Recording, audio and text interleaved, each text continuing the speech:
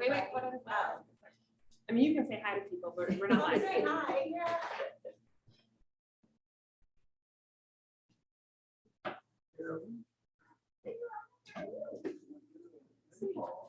Well, Your Honor. All right, we are officially live. We are live, guys. We're gonna get started. All right, good afternoon, everybody. Thank you so much for joining the CSC Governing Council meeting. Today is August the 18th, and the time is now 2:04, and I am going to call the meeting to order. It looks like we do have a couple of people here in the audience with us.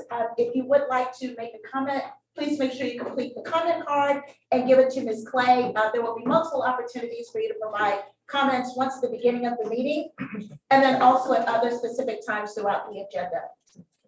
And with that, Ms. Clay, I'm going to ask you if you would please do roll call for us. Dr. Glenn. Here. Mr. Mitchell. Here. Ms. Connor. Commissioner Cummings. Here. Superintendent Hannah. Here. School Board Chair Jones. Ms. McFadden. Mr. O'Brien. Mr. Watt. Here. Judge Miller. Here. We have a quorum chair. All right, awesome. Thank you so very much. All right, now it is time for us to approve the agenda. You all have had an opportunity to receive the packet.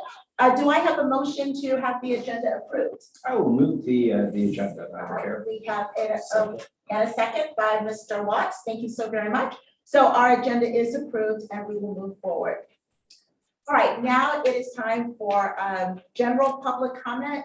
Ms. Clay, do we have any comment cards At this time, I'm having no. at this time? All right, she is filling one out right now. We'll give her a second. Well, she can go ahead and speak.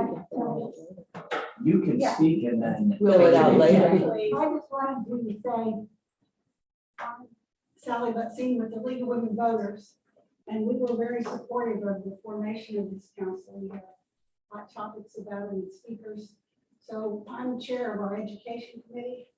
And so we're just gonna try to be supportive and monitor and see how we can be helpful and see how we can keep you on track. We Good luck. appreciate that. Thank you very much. I appreciate that. Please make sure you get the card over to Ms. Clay. We appreciate it. Thanks for your time and your comments today. All right, everybody, it's time for us to approve the consent agenda. There are 3 items, the minutes from the August meeting, the financial report, and then also the executive director's report. I just wanted to make sure if everybody had a chance to see them. And is there a motion to approve it, or is there anything that anybody would like to pull out for discussion either at this meeting or at a future meeting? Well, I'll move the consent agenda so that at least it's in a posture for discussion. All right, sounds good. All right, so we have a motion from Mr. Mitchell and a second by Commissioner Cummings, and the consent agenda is now approved, so thank you. All right. Okay, it is now time for the general counsel's update. Madam Chair, Yes, I just, did we vote on that? well, okay, let's vote. No, we did not. Okay, thank you very much for that. Do we have any, let's vote, I guess. Is there anybody that has a discussion or dissent on approving this agenda? No, no. Okay, so it's now approved. Thank you very much. I appreciate that. Thank you. All right. Now it is time for the general counsel's update. I will turn it over to Mr. Rowe. Thank you, Madam Chair. Very briefly, we are approaching the end of the first full fiscal year of CSC Leon, which means as a unit of local government, we're going to have to engage an auditor to perform a full audit of the first full year's expenses and revenues. The statute that governs the auditor requirement provides a process by which the auditor is selected. It calls for establishment of a committee, an auditor committee. I mentioned to the executive committee during its last meeting that perhaps it makes sense to have the finance and budget committee that's already been established to serve in the role of the auditor's selection. But that is something that we'll probably need to bring together and start thinking about in short order as we reach the end of the fiscal year. We have actually 9 months from the end of the fiscal year to have the audit completed and the report prepared to the governing council, but the audit takes some time. So shortly after the start of the fiscal year, we'll probably need to have the Budget and Finance Committee begin that process. I think Councilmember Mitchell shared with me, may be able to short circuit some of the requirements by utilizing state purchasing. And the auditor was basically ready to go under state purchasing. All you need to at least check off the box of complying with the statute and audit the process. Just wanted to mention that to the board members. I'll bring it back again. Thank you so much.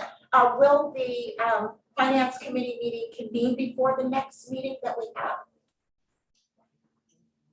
We do, I believe. Yeah, Yes, we will have one before There will October. be one before, so, okay, all right, sounds good. So Then we'll- perhaps I can participate in that committee meeting and discuss it. with you. Should be early October. We'll convene the finance and budget.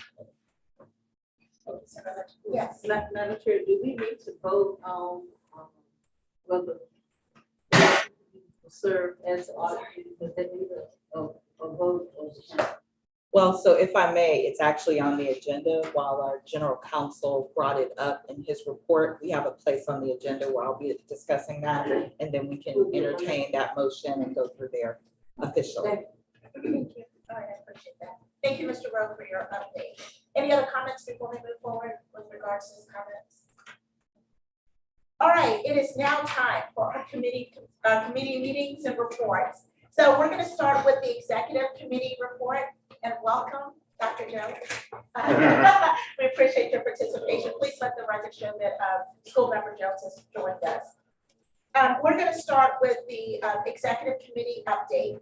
So if you all remember, at the last meeting that we had, we indicated that we were at the time where we needed to be able to create and to present for Ms. Green a proposed evaluation instrument for us to evaluate her performance. The executive committee did meet a couple of weeks ago. Was it this week? This week, last week? They're all running together. I think it's last week. Okay. And we did put together a proposed draft instrument. It's in your packets. If you all look at page number 19. And if you look at this is the evaluation instrument that we have designed that we do feel as if we'll be able to evaluate her performance. Some of the things that I want you all to be aware of as we actually put this together, we wanted this to be fairly easy for the council members to be able to evaluate her performance. So we didn't want anything that was extremely complex. It's something that was fairly easy. And we also thought that it was necessary that we evaluate her on the things that were in her job description. So we didn't think it was fair to start adding things after the fact that we're going to evaluate on this, and this is something that she wasn't quite aware of. So those was a lot of the major things that we considered. We did decide on a 5-point Likert scale as opposed to a 4-point Likert scale. And then, you know, I just hope you all had an opportunity to look at this because, and another one major thing I wanted to comment on too, as we rate her, we thought it was important that if you did rate her in any of these areas, either 1 or 2, with 1 being below expectations or 2 meeting needs improvement, a comment was required so she would understand why that rating was made, but nothing else would require a comment. So those were the things that we put in as a part of this process. So what we are asking is for us to consider approving this instrument. I hope you all had an opportunity to actually look at it, but we will pause right now and I would ask for a motion and a second, and then we'll be able to evaluate. I'll make a motion to approve the evaluation form that has been offered up by the executive committee. Second. All right, thank you very much. We have a motion and we have a second. Now we're open for discussion. I hope you all had an opportunity to review it. Do we have any questions or comments from any of the council members regarding the evaluation instrument? Is it intended for all members to be a part of the evaluation or just the executive committee? Every single member on the council will have an opportunity to evaluate this.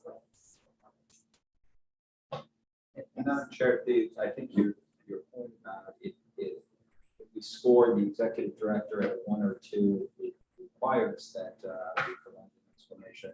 But that and that 3, 4, or 5 does not.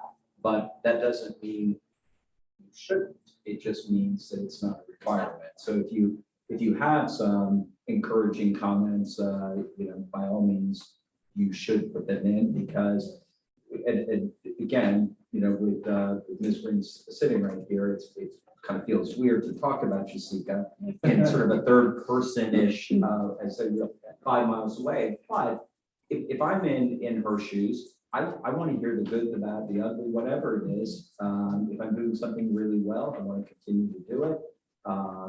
And I think as her bosses, we should let her have.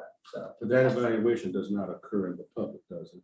Yes. No, well, the public will have access to it because it will be public records. Right, but we do not evaluate her as a part of our public meeting. We do this in paper, and the results are then subsequently communicated. Absolutely. So I do have a timeline that I want to review. I will review in just a second, but I want to make sure everybody's comfortable with the actual instrument. Yes. So what period, because I've only got a chance to observe her, like, less than a month or two. So what period of time would be a calendar year basis from what we do evaluation? So from the beginning of her employment, which started at the beginning of January through when we do this action October. Now, I do want to ask Mr. Rowe, are there any considerations for people such as Judge or Honorable Miller? I'm not sure how to address you. I apologize. Just say Anthony Miller. All right, Anthony Miller, right. Are there any guidelines for someone who's new to the council? We included a provision in the introduction Okay, to the score sheet that if a council member doesn't feel they have adequate familiarity with the performance of the executive director, that they don't have to check. That doesn't mean you have to do every single one in NA. If you feel like you've observed enough for planning, you can score there, but maybe not enough financial progress. You have the So option. you do it on a line by line basis. yeah, each area, there's an area for you to evaluate it. And we have for planning, financial and program management, operations management, community relations and advocacy, and the governing council relations. Then there's a summary section. So if you want to just make general comments, there's an opportunity for that if the comments don't align specifically in any of those other areas. And the process we voted on of how the evaluation process will look like, we do have that in it to include. So it does a very clear layout of the process of timeframes, how she gets provided the information, X, Y, and Z. Okay, any other questions with regards to the instrument itself? Then we'll review the timeline. Okay, all right, so with that, I would like for us, there's a motion on the table to actually approve this instrument. Does everybody agree that this instrument is what we should use? Public comment. Oh, thank you very much. All right, let's go for public comment. Do we have any public comments this time? We do not have any. We don't have any public comments. All right, thank you so much for that, Ms. Green. All right, so do I see consensus with everybody that this instrument, okay, sounds good. All right, so via consensus vote, this instrument has been approved for us to use for the evaluation of our executive director. So thank you all so very much for that. I would like to briefly review the timeline because there were a couple of questions that were addressed to this. If you look in your packets on page 23, I want to make sure everybody's aware of this. So I'm going to go through this briefly. The executive committee did meet on September 7th, where we actually sat down and worked with the general counsel to put together this evaluation process. On today's meeting, we are allowing the council to be able to vote on this to approve it, and that's what we actually did just now. So now on tomorrow, and I'm glad you all approved this because tomorrow, the general counsel, Mr. Rowe, is going to provide this to Ms. Green to give her an opportunity to review it. Then she's going to have 2 weeks time to actually sit down and review it. And she'll be able to say, I agree with this, I disagree with this, but she'll have an opportunity to look at it because this is how we're evaluating her. We want her feedback actually on the instrument. She has until September 30th to give us her feedback on the actual instrument. The executive committee will then meet in October if she has issues with the instrument. If she doesn't have issues with it, then we're fine, we're gonna move forward. If she does have feedback, then we're gonna meet and we're gonna evaluate the feedback that she has given us and decide if we need to make changes based on the feedback that she has given to us, okay? If she does not have, well, whether she has feedback or not, when we meet again on October 20th, we will then have the final evaluation form process. If we need to vote again, After she provides her feedback, then we will vote again if necessary. If we don't have to vote again, then we will go ahead and distribute it to everybody. And it will be distributed electronically, just to answer your question, School Board Jones. These will be done electronically. You will all have 2 weeks to complete it and submit your submissions. Once the submissions are submitted, then I get them, I will tally them all up, and then we will meet as an executive committee to review them, to make sure everybody's on board. Then Ms. Gwynn and I will have to sit down and have a wonderful conversation. We will actually review the results of the evaluation, and we will then, when the executive committee meets, we'll decide if there are any salary adjustments or changes that need to be made based on the results of that evaluation. I'll communicate that with her when we meet at that period of time. So that's the process. I just wanted to make sure, is there anybody who has any questions about what that's gonna look like? Just for clarification, Madam Chair, the executive committee, so that everybody else does, thought that it was a good idea for the chair to sit down, as opposed to, you know, all 10 of us kind of chiming in, oh yeah, but I like that, just one voice, everyone can provide that input through their evaluation form, and the chair, whoever, obviously, it's Dr. Glenn right now, which is why she'll sit down based on all of our feedback and do a one-on-one with Sika, as opposed to Sika kind of looking around and going, okay, you know, so that was the thought process behind it. And it will be the collective feedback from everybody. It's not just the museum's opinions, right, but a collective feedback. Thank you for that. Any other comments? Okay. All right, thank you all so very much. We now have an approved instrument as of right now, and we would expect that Mr. Rowe would share this with Sika tomorrow. Okay. All right. Thank you very much. One question, Madam Chair, do we need to vote as a body based on Mr. Mitchell's comment that that committee agreed to use that authority to do that? We as a full council need to vote on that. I don't know. I believe that it is outlined in the employment agreement, so there's no need. The timeline that you see here is outlined in the employment. No, I'm not talking about the But time. Commissioner's got a good No. point. No, I mean the authority. It says in my It employment says for an contract, I executive, think. an executive council member is what it says. It doesn't say chair Gotcha. specifically. I think her question is, do we need to vote for me as the chair to have the authority to do that? And I move that we delegate Yeah. the authority outlined by Mr. Mitchell. And I was second. Okay. Good idea. So, all right, so we have a motion on the table to delegate the chair of the council to be the one who sits down with the executive director to evaluate. We have a second. Any discussions? Does anybody disagree with that? Okay, so let's take a vote. Do I have consensus that the chair would be responsible and accountable for that? Okay, all right, so thank you very much for bringing that up. All right, we appreciate that. So Dr. Glenn, if I may, I'd just like to thank the executive committee for your work on this instrument. It put a lot of thought and effort inside. Mr. Rowe, it's Rowe. I mean, I will take the things, thank you, Superintendent, but yeah. Thank you, Mr. But this is something else we've never done before, so I appreciate it. Let's do it. And he turned it around on a dime, like the That's- very next yeah. day, literally, so. Because if you could have heard us, Yeah. We like this. All right, awesome. All right, thank you very much. We are done with the executive committee update. Now it is time for the nominating committee update. All right. So, once again, if we go to page number 25 in your packets, the nomination committee met a couple of days ago. And the nomination committee nominated that the members that are currently serving on the executive committee stay in this position, especially for those of us that are new to the position. So the nomination or the recommendation of the nomination committee is that I will remain on as chair, Mr. Watts will remain on as vice chair, and that Mr. Mitchell will stay on as treasurer. I move we accept the recommendation. Second. All right, we have a motion, we have a second, an immediate second. Any discussions at all? All right, does anybody dissent?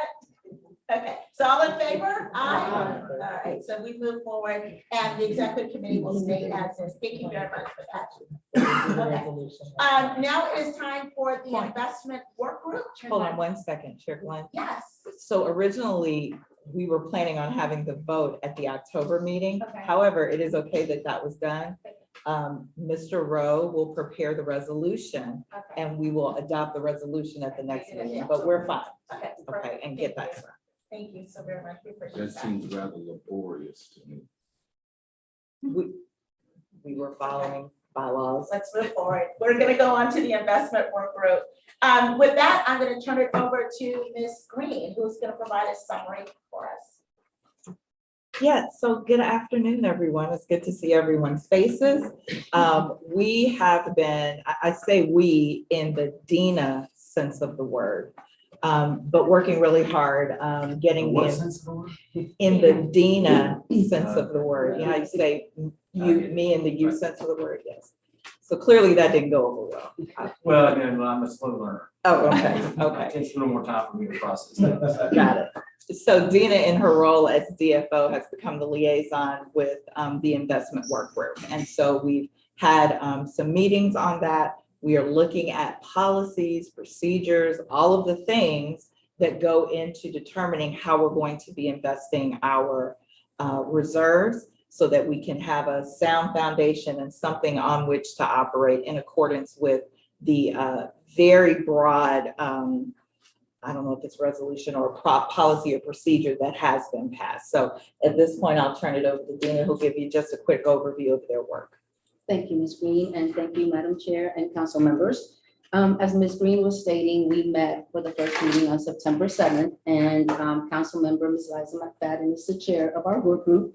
And as part of that initial discussion, we touched on 3 key points at that time. The first one was to formally develop reserve and investment policies to guide the investment potential and the objectives, and to also determine whether we will need a formal procurement process for the investment management. Next, we discussed the forecast rollover for the CSC funding, and we addressed from the lowest point of the rollover at the 3.75 millage rate over the 10 years that would put us at an investment reserve of $5,388,186, and also presented to the work group the high end of the estimate on the reserve at the 0.5 millage rate over the next 10 years that would put us at the $7,184,248. Lastly, we also discussed the investment objectives for the CSC Leon, which included safety of principal, maintenance of liquidity, and the return on our maximization. Our next work group meeting is scheduled to take place on Monday, September 26th at 9 a.m. And between our first meeting on the 7th and then, we will be reviewing policies that were provided from state, county, and city for investment as well as reserves. And we'll be coming as a work group on the 26th to be able to complete a full work plan to guide the investment objectives moving forward. Chair? Yes, sir. So, Ms. Snyder, thank you, by the way. I think though, for the rest of the council, remember that the reserves, at least in the first couple of years, are determined. It was the will of the council to establish them, but it was not necessarily, when this came up in conversation with all of you all, that you don't have to stick with the reserves every single budget year. In other words, when we get to a point where you feel like we have enough reserves, you can say stop, which would be sort of to Ms. Snyder's point, that could be the low end, and technically it could be even lower than the low end. If it was the will of the CSC to continue to set aside the 5% as the reserves, and we never use them, then that is where the high end is coming from. I would, and this is just based on all of the meetings that I've sat through and have heard each one of the council members, I would not anticipate holding those in reserves, because that is money that is meant for services. It's really just a matter of what is that baseline that we need to hold in reserves? That money will be invested, but in addition, the rest of that year's budget will be invested until it's being used. And I think that, Ms. Snyder, is your point about liquidity, the ability to use the $7 million, let's just say that $7 million cash on day one. You can use $7 million until you've only got $6 million. But the investment policy will be sort of a daily investment policy where you can pull money out anytime you want. That's correct. And I will share, when we provided the forecast, the rollover forecast, we did look at it at the 5%, which is the estimated way we're moving forward at this time, but we can bring to the work group definitely the option of being able to look at the possibility of spending back and holding back less than that and seeing what that projection will be over time to then be able to utilize that as well for policy investments and reserve investments. Judge Miller, I think was first. Question about something you said sparked question in my mind. Is the reserve that kind of like an emergency fund, six months or 6 to 9 months of operating expenses? Yes. And if I may, Chair, and it can be used for whatever purpose the board approves is used. So for example, let's say we've already awarded all of our money for the year, but a hurricane comes through. Right. And there are special circumstances for which we can use some of that reserve to help with our children and families. So we can pull it out to use for that purpose as well. So was it ever agreed upon? Right now, are we proposing that we hold 5% of each year's revenue in reserve? Is that what we've done? So that's why I made that point up front. It's a good question. The law requires that one, the CSC or that a governmental entity have a reserve. And then, so that reserve, when we first sort of established our process, established 5%, which is a very common number amongst state agencies. So that's where the 5% came from. The only requirement is that 5% be 5% of our total budget. So what we were trying to do was get it to a number high enough in the second, maybe max the third year, that we've got a true emergency fund. To Judge Miller's point, to meet any unexpected expenses, if something should go wrong. To, let's say that our board votes to reduce the millage rate dramatically, but we have a 2-year contract with someone. That would give us that flexibility in the event of a hurricane. So it was just the recommendation I made to the board was based on this, to get to a base number that was sufficient enough to meet an emergency need and then special needs of the council. After that, I would recommend, obviously we have not voted on this at this point, but I would recommend that we stop with the 5%, because as long as that sort of our piggy bank stays full, and that we would need additional reserves. So we're in our second year. I think we'll be able to see at the end of this year. So $5 million is over 50% of our annual revenue, right? And so can we just not set a number now as to, is it $500,000? Is it $1 million? And go ahead and set that aside and just leave that money there in however long, and don't grow it, we just leave it there? Well, it would grow because of an investment policy. Well, if it grows as part of an investment policy, but it doesn't grow because of additional revenue being contributed to the fund, right? The So what we voted on, the only thing we voted on is the second year, which is what we're about to essentially receive in terms of tax proceeds. So that 5% and last year's 5%. And I think last year's 5% came in just under 7 million. This year it's right about 9 million. Not the 5%. 5% would have been 350,000. Yeah, the Yeah. 5% was more like 350. Right, but that'll give you an idea. If at this time or at this time next year, when we are establishing our budget, which will be a couple months earlier than this time next year, but nonetheless, when we're establishing our budget, superintendent, you'll be able to see how much money we have, and you'll also be able to see full contracts that we have with providers.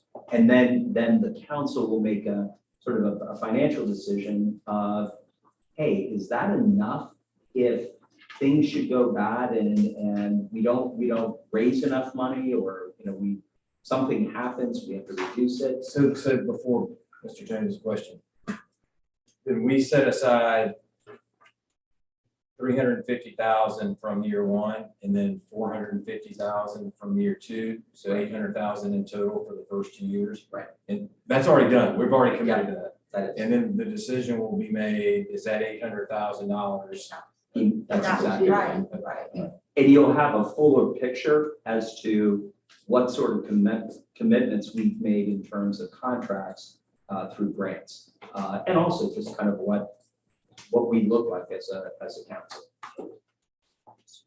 And Mr. Mitchell, this is a separate line compared to contingency, correct? We also have a line for contingency and a line for reserve. No, the reserves, I believe they're interchangeable. We have a 5%. So the money that we reserve for investment is the same as the money that we reserve in contingency. So that you know, yes, but the money that Snyder's talking about in investment is two pots. It is the reserve pot that will always be there, and they'll continue to invest it. But it is also, let's just say, so that we're talking even numbers, that we raised 9 million this year, 450,000 put in reserves. All 9 million of it on day one will be invested. As we use it, that balance will go down. The 450,000 in reserve will always be there, but that number will go down, hopefully, to a zero number, because that means that we've spent all of the money and with programs. Whoever is investing this will have to accept the fact that they start with 9 million to invest, and it goes down to, again, just for argument's sake, let's say, Ms. Green was a perfect budgeteer and she got it down to zero. We spent everything, we have 450,000 in reserve. Whoever is going to serve in this role of managing our money will have to sort of make that cash available to us every single day. So the answer is, to your question is, it's both. It's both the 450,000, but the other part of that $9 million will also be invested. So it's not two separate line items. No, so the way. You got the budget, right? No, I'm looking at it now, yeah. So the way that it's done is we have, in the budget that was tentatively approved at the first trim hearing and will be hopefully finally approved at the next trim hearing. The way that we line it out is rolling reserves, and then at the end, you can see what that total reserve, I'm sorry, I keep getting some message, what that total reserves will look like for the 2 years. So for the first year, we were at about 320,000 in reserve. That's 5% of the 7.5, somewhere in there. For this next year, so October 22 to September 23, we are looking at about total somewhere around 700,000. So that will be rolling over. And so the projections did that same 5% over several years. And then you get to a cap of, I think it was I think it's 4 years, we hit that 20%. We hit the right. recommendation right now. We hit the 20% of what our annual ad valorem comes in. And so the investment committee, to go back to Mr. Hannah's question, part of what that investment work group is going to do is recommend a policy that oversees the entire process, how the investments are done, how much goes into investments, the liquidity, as well as what is the tipping point where we stop putting money in the reserves, to Mr. Mitchell's point. So Ms. McFadden, I think, has a good grasp of what we are discussing. We have very good members of that work group, including someone from the county, from the Mr. Patronus's office, from the, what is his name? State Comptroller? CFO, goodness, the CFO's office, and they are very well versed, as well as a private advisor, all of whom have the name Scott, believe it or not. So we have a Scott from the county, a Scott from the city, and a Scott privately. So I feel very confident that we've got the work group together that can look at government, nonprofits, look at all of it and give us a very good draft work plan and a draft policy for you to review so we can get where we need to be investment-wise. How long do you anticipate it's gonna take for this work group to give us that plan, to be able to say, we think this is what the process should be like? We have a timeline, a draft time. Okay, so it's this. It's the colorful graph that you have. If we need a procurement. If we need a procurement for that. But Mr. Mitchell has suggested that we may be able to use those firms that are on the state contract and not have to do a procurement. If we don't have to do a procurement, then for sure we will have draft policies probably before the end of the year to maybe look at a January. So at least by December or January. Maybe Yeah, we I'm should thinking have- December or January. But I do want to reiterate that Ms. McFadden is very focused on us doing this correctly and not feeling like we are pressured into having something in place because we don't have time to waste, if you will, but rather we know that our money is, safe isn't the right word. We do have it sitting in a money market account. And look, we have talked about this ad nauseam. So we do have the majority of it sitting in a money market. It is earning just a little bit. But I would imagine that by the first quarter of next year, we will be in a space where we'll kind of know what we're doing. If we don't have to procure, if we do have to procure, it'll be a little bit later than that. Well, just to kind of finish up with Mr. Hannon, your question, there's sort of two issues here. And I think your issue is one that worries me. And it was, if you go back and look at the minutes of the meeting where we put forward the budget, it was that how much should that reserve amount be? But that is one issue. And I think that as this fiscal year moves forward and you're on the budget committee, we should bring to the board a recommendation. But that's separate from Ms. McFadden's work group with whatever money we have, be it in reserves or what we collect through tax dollars. What is a good, responsible investment policy? Right, my comment was in reaction to Snyder's $5 million, $7 million. I'm like, I anticipated that, which is why I tried to clarify, because I feel the same way. Well, if I may go back to my original question, which I don't believe has been answered yet. If you put monies into investment, that means to have access to them in an emergency, more than likely come at some penalty. Yeah. Whereas contingency, well, how is it not? Because the firms that we are looking at make that special dispensation. One in particular that we kind of reviewed because we've been gathering information, literally 24-hour liquidity, and there is no penalty. And there's no contingency line in the budget. We don't have contingencies Okay. built And I don't know in. why I thought I saw a contingency line in the budget. All right. And I do have a question for Mr. Mitchell. So will the finance committee convene and make these recommendations on what we want that threshold to be Yes. annually? Is that the job of the Well, finance? I think the job is, especially on something that sensitive, it's to bring back recommendations Right. and hear the input from the council members. I've been pretty sensitive to that issue. And I'm, while we haven't gone one at a time through each council member, it has been very clear by votes that we have taken and by comments that have been made that the 10 of us want this money spent appropriately and wisely because they're tax dollars, but spent and in the community. That they're being used for the purposes in which the voters approved. So I appreciate that. Smaller amount Yeah. is, I think, what I'm saying, smaller than $10 million. I agree. And I look forward to hearing the feedback from the finance committee so that we can get a good feel. Because like you said, we all want to spend those dollars, but I want to find out who's actually taking that lead and bringing that recommendation so we can discuss it and make those decisions. Yeah, as the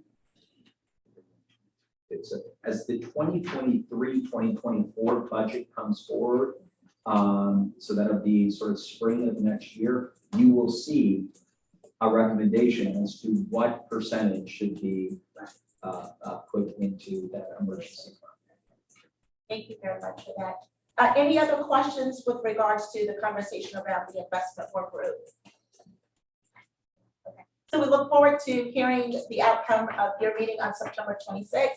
And we also look forward to hearing the outcomes of the finance committee meetings as you all work together on this particular issue. So thank you to both of you.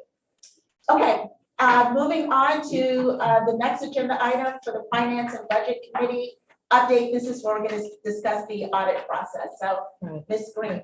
Thank you, Chair Glenn. So not to rehash what our general counsel has said regarding the annual audit, it was brought up from that previous discussion that we go ahead and formally solidify that the Budget and Finance Committee would be in charge of getting that auditor solicitation done. And so at this time, I'll turn it back over to you to ask for a motion as such. Okay, so let us, we want to put a motion out on the table that the Budget and Finance Committee would be the one that goes back and looks at this process for the annual audit process, I guess, for lack of a better term. Do I have a motion to move? So moved. All right, so moved by Mr. Jones. Do I hear a second? All right, second by Mr. Watts. So the motion has been moved and second. Any discussion items by anybody? You look confused, Mr. Anna. So, yeah, let's walk me through this one more time. We're saying If I might. Yeah, please. So to backtrack just a little bit, the council first convened in May of 2021. There were no ad valorem taxes at that time, and there was a loan provided from Leon County to get business moving. As such, and we have, at the end of fiscal year 21-22, we had a balance of like $60,000, but we've since paid that off. Because that was not ad valorem tax revenue, the Auditor General provided guidance to our General Counsel as well as our interim administrator at the time that we did not need to do a financial audit. I took care of all the paperwork, but we didn't have to do a financial audit, and rather would add that onto our audit for this fiscal year ending September 30. So the statute requires that that audit be done within 9 months of the end of the fiscal year. And for our purposes, we need to procure those services. It has to be a CPA and all of that. So that is what this motion is saying, is that the Finance and Budget Committee will serve in the capacity of helping to develop the RFP for that. And that doesn't compromise segregation of duties. It does not, because all of that will go out to an external auditor. Now, one thing I actually just thought about, and because we have such an able treasurer, might that committee look and see if it's possible for us to use auditing services or CPAs that are on the state contract? Yeah, the Department of Management Services has a lengthy list. And again, being sensitive to things that I've heard other council members talk about in terms of giving women-owned and minority-owned businesses an opportunity to bid. Again, the Department of Management Services has a list of those who qualify as a WBE, MBE, as well as all others. So it would be my suggestion, again, this is, that there's not much of an RFP that we would have to put out for auditing services. There are hundreds of firms statewide who do this for governmental entities, and we would just need to select one. Again, I'm only going based on the other comments that I've heard from board members that we want to give women-owned and minority-owned businesses an opportunity to bid on work for us. So it would just be my recommendation to the committee that we look for opportunities.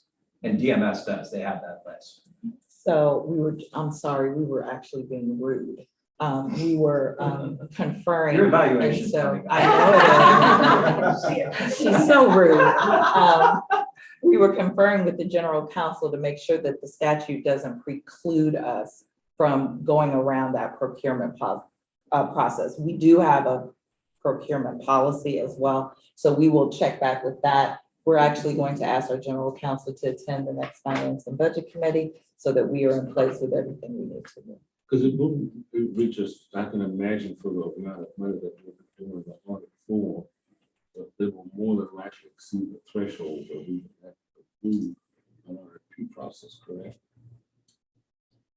So the audit, so I have seen audits for less amount of money that have cost $30,000.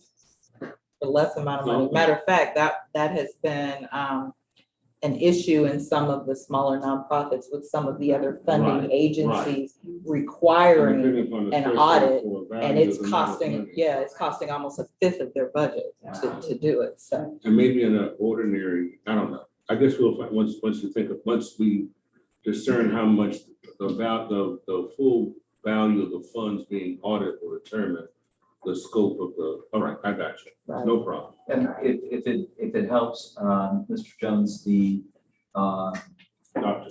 doc. He was always Dr. Superintendent. Come on here. Here's the phone,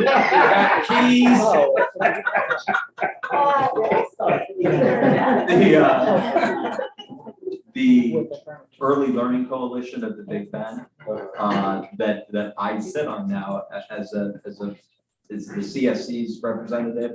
They spend $65,000 a year on their audits. They have far more money, but that'll give you a flavor as to how much we should be spending $65,000. So we'll be coming up more than like coming up to 50, I'm sure. Which is the threshold where RFPs kick in, right? well, for us, I think our threshold is 10. If it's 10 or higher, that's our threshold. I'll let y'all report back. I just asked that question. That's your other job. That's my other job. Okay. Yes, so Madam Chair. No, I just remember early on in our reception, we secured and voted on the services of Rayson and accounting, I guess, to assist us with. Yes, and that, Something, right? so he is our accountant. He is our CPA and cannot serve in this role. I know we couldn't do that. I'm trying to get clarification on what we are. That's for the- using them for. That's for the universe. So, Okay. yes, he can't serve in this role. And I believe under the statute, I believe auditing services, just like legal services are exempt as far as competitive bidding is concerned. So it So I used to think be, it used to be that way. okay. Yeah, they did, but that's why you have a state term contract. And so those services, again, I think we operate under the state rules. We do. So Mhm. if the state term contract has auditing services, and again, broken down by size, by whatever. We So, get the option selected. correct, but listen, I'm not going, I'm not an attorney and I don't play one on television. We have an attorney and, yeah. We'll check. We get Judge Miller. Madam Chair, I'm still learning about all these source documents and I hear references to policies. Are these like Is this on like on our website? The policies? Yes. Yes, so on our website, which we know that we will be revamping at some point, it just hasn't been the priority.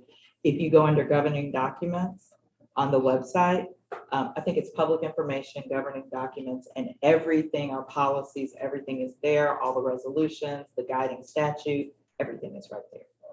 Colleagues taking direction. Yeah. So there's a new. So you'll Right. see all of our resolutions. So we have governing documents that has bylaws, things like that, but all of our policies have been adopted by resolution. So that's where you'll find them there. We might end up adding, so our very first resolution was for the purchase of goods and services, 2021-01. We currently have a motion on the floor for the finance committee to be the committee that is responsible for mapping out the annual audit process for us. So that is the motion on the floor right now. Let us go ahead. Do we have any? I thought it was two committees. I Mm-mm. thought it was finance. not- Budget. It's just the finance and budget And committee, the, right? it's the same. It's the same Okay, committee. gotcha. Yes, okay. Yeah, so I call it finance and budget committee. That's the motion that's on the floor for them to map out the annual audit process. All in favor? Public moving- comment. Public comment. Do we have any public comments? There's no public comment. No public comments, okay. Thank you very much. Let's go ahead and take a vote. Do all in favor? Aye. Okay. All right, sounds good. So that motion is now passed, that the finance and budget committee will manage the annual budget process. So that's gonna, y'all are gonna have a very exciting meeting, the next finance and budget committee meeting that you have. I'll Exciting bring the meeting. popcorn. Okay, next is our program services committee update. With that, I'm gonna turn it over to School Board Jones. Thank you, Madam Chair. Council members and members of the public, the full program services committee report can be found on page 29.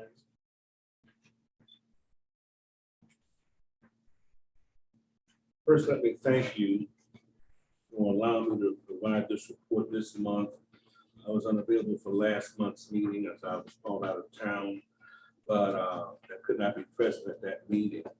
So this committee met last on Monday, August 8th, during which we reviewed the next steps gleaned from the council's July 15th planning sessions as follows. First, identify the gaps, assets, and opportunities for each of the prioritized areas of focus.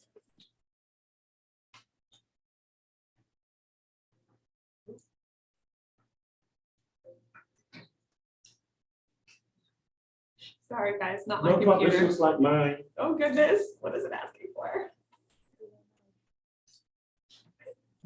You do better than me, I'm cussing the whole. Okay. Just stay there. All right.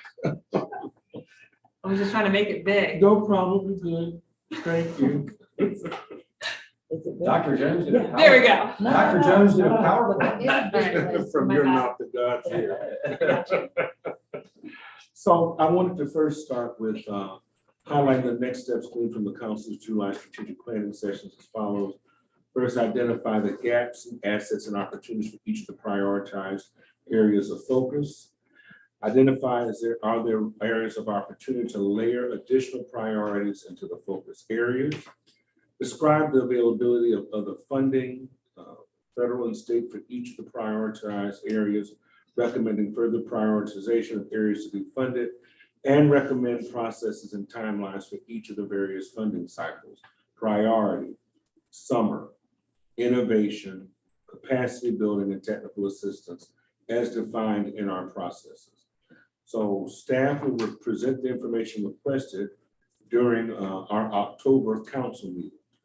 So today, I'm asking the committee recommends the following for discussion and action by us today.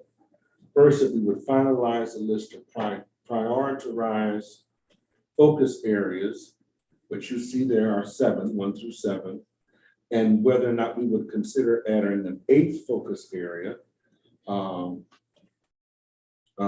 gun violence. 2, or do you want to do them one at a time, or do you want me to go through all of our recommendations? You can go through all of them, but then let's go back to each one. You can All list them right. out and then So let's I'll go back. one recommend, by I'll one. share with you our two recommendations. Our two areas of discussion, our three areas of discussion.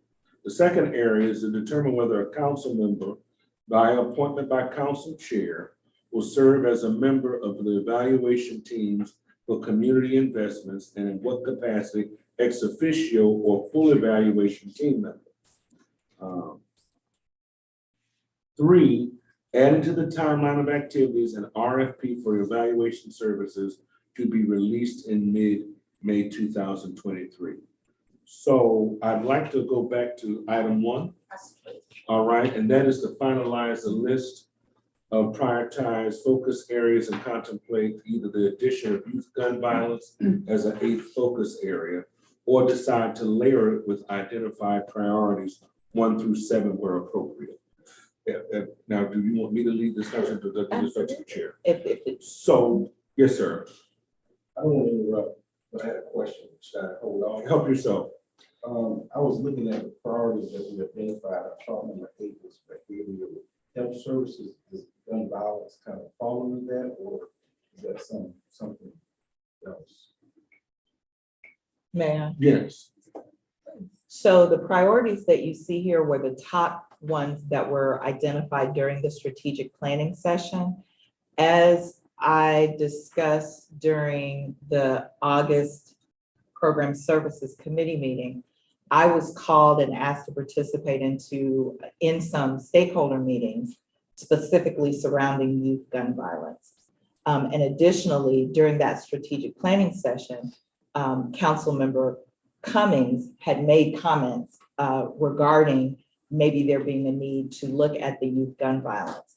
And so with that, at the Program Services Committee meeting, I had literally just come out of that stakeholder meeting, which reminded me of what Council Member Cummings said, and I brought it up at the meeting, just given that there had been some action by the city and the county to try to put some resources behind prevention and interruption and restoration. I just learned those terms for gun violence.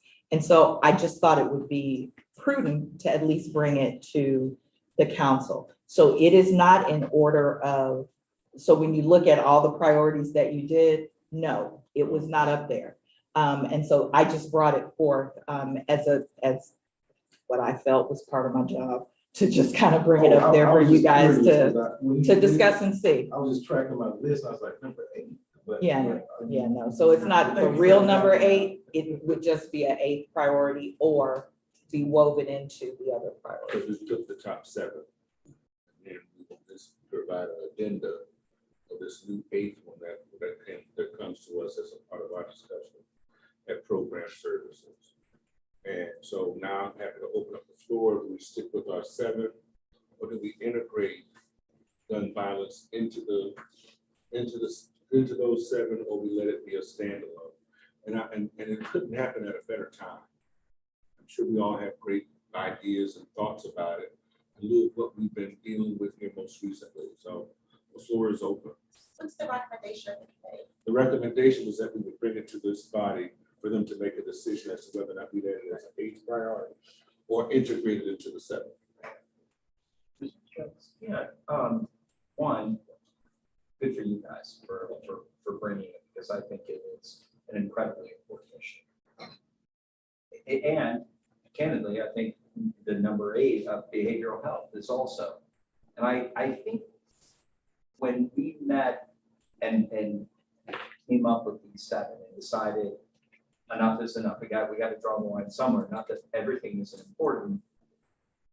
The decision was made, yeah, behavioral health fits in all of these. And so we do want to focus heavily on behavioral health. And we kind of left behavioral health as that one that fit in all of this. I think that the importance of gun violence as a result of a problem with these top 7 sort of demands special attention. I'm more in favor of sort of the 2 options that Mr. Jones offered. Number 2 of incorporating it when we put out an RF, whatever is going to be, when we procure services through a grant, that we give points for people who have programs for gun violence. I just don't, my fear is that if we make it an 8, that we're sort of setting gun violence apart. And I think it's wildly important. So I'm hoping it's incorporated in one of the original or the initial procurements. But I prefer the latter diet. I do, so what I'm hearing from you, Mr. Mitchell, is you're looking for something similar to what we did with the summer programming, when we said, these are the areas, but for whoever's offering behavioral health services, we made it a strategic part of all of those different levels. That's what you're proposing to do with gun violence for the 7th. Yeah, but again, and I know this is sort of a C option, but where we are collectively saying to the council, this is a really important issue.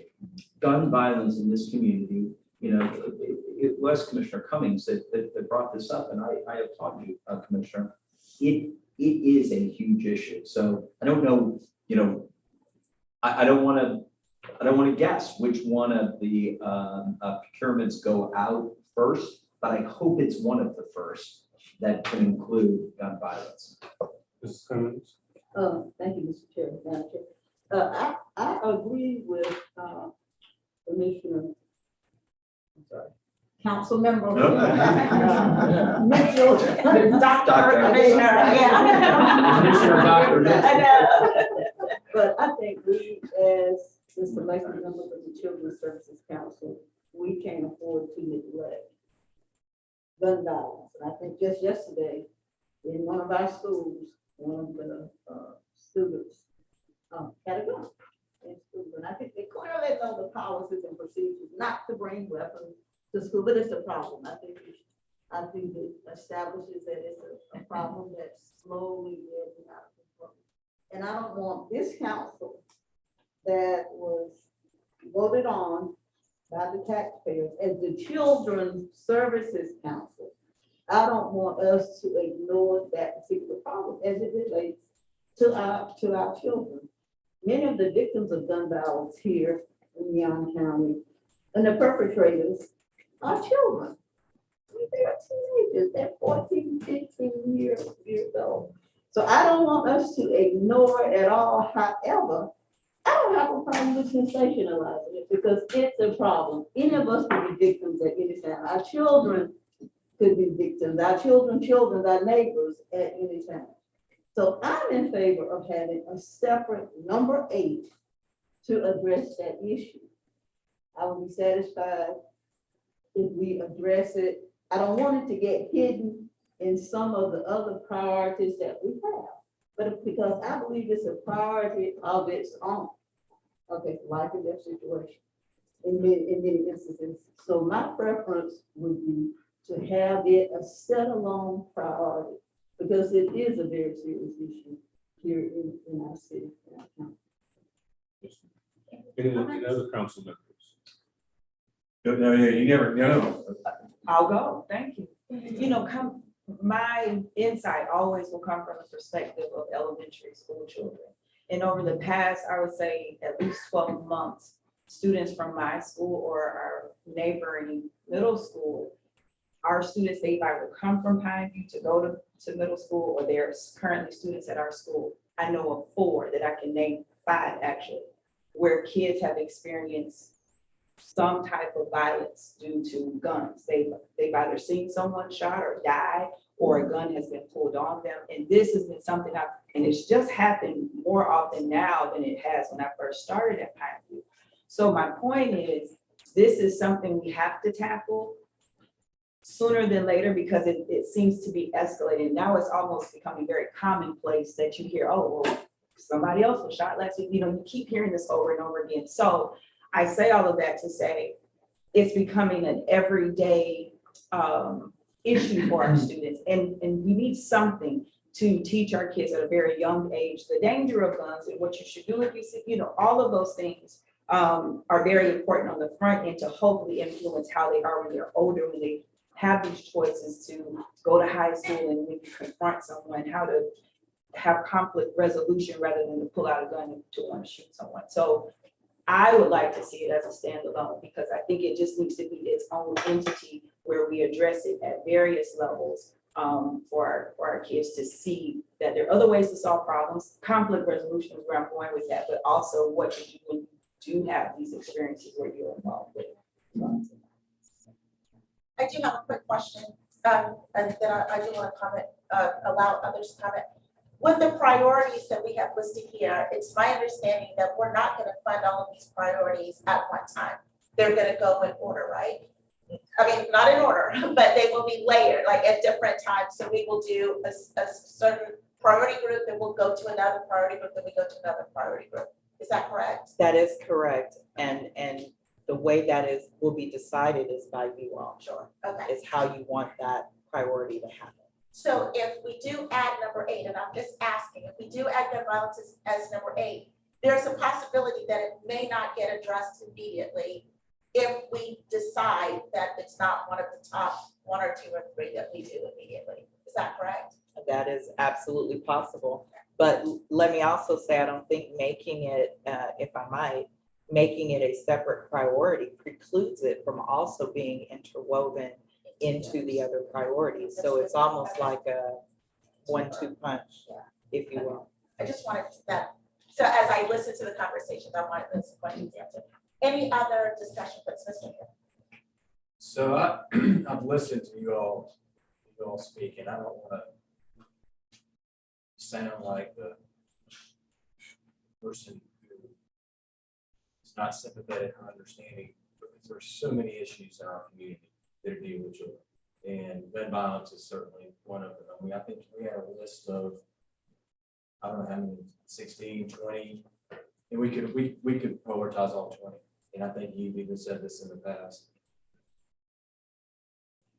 But we've also had discussions of really focusing and drilling down and not becoming so broad that we don't try to solve all the problems and all of the issues at one time. And I'm really struggling with that right now. And I hear the rest, so I'm gonna support the majority of the committee because I hear you wanting to add this as an 8. I think I hear you wanting to add this as a number 8.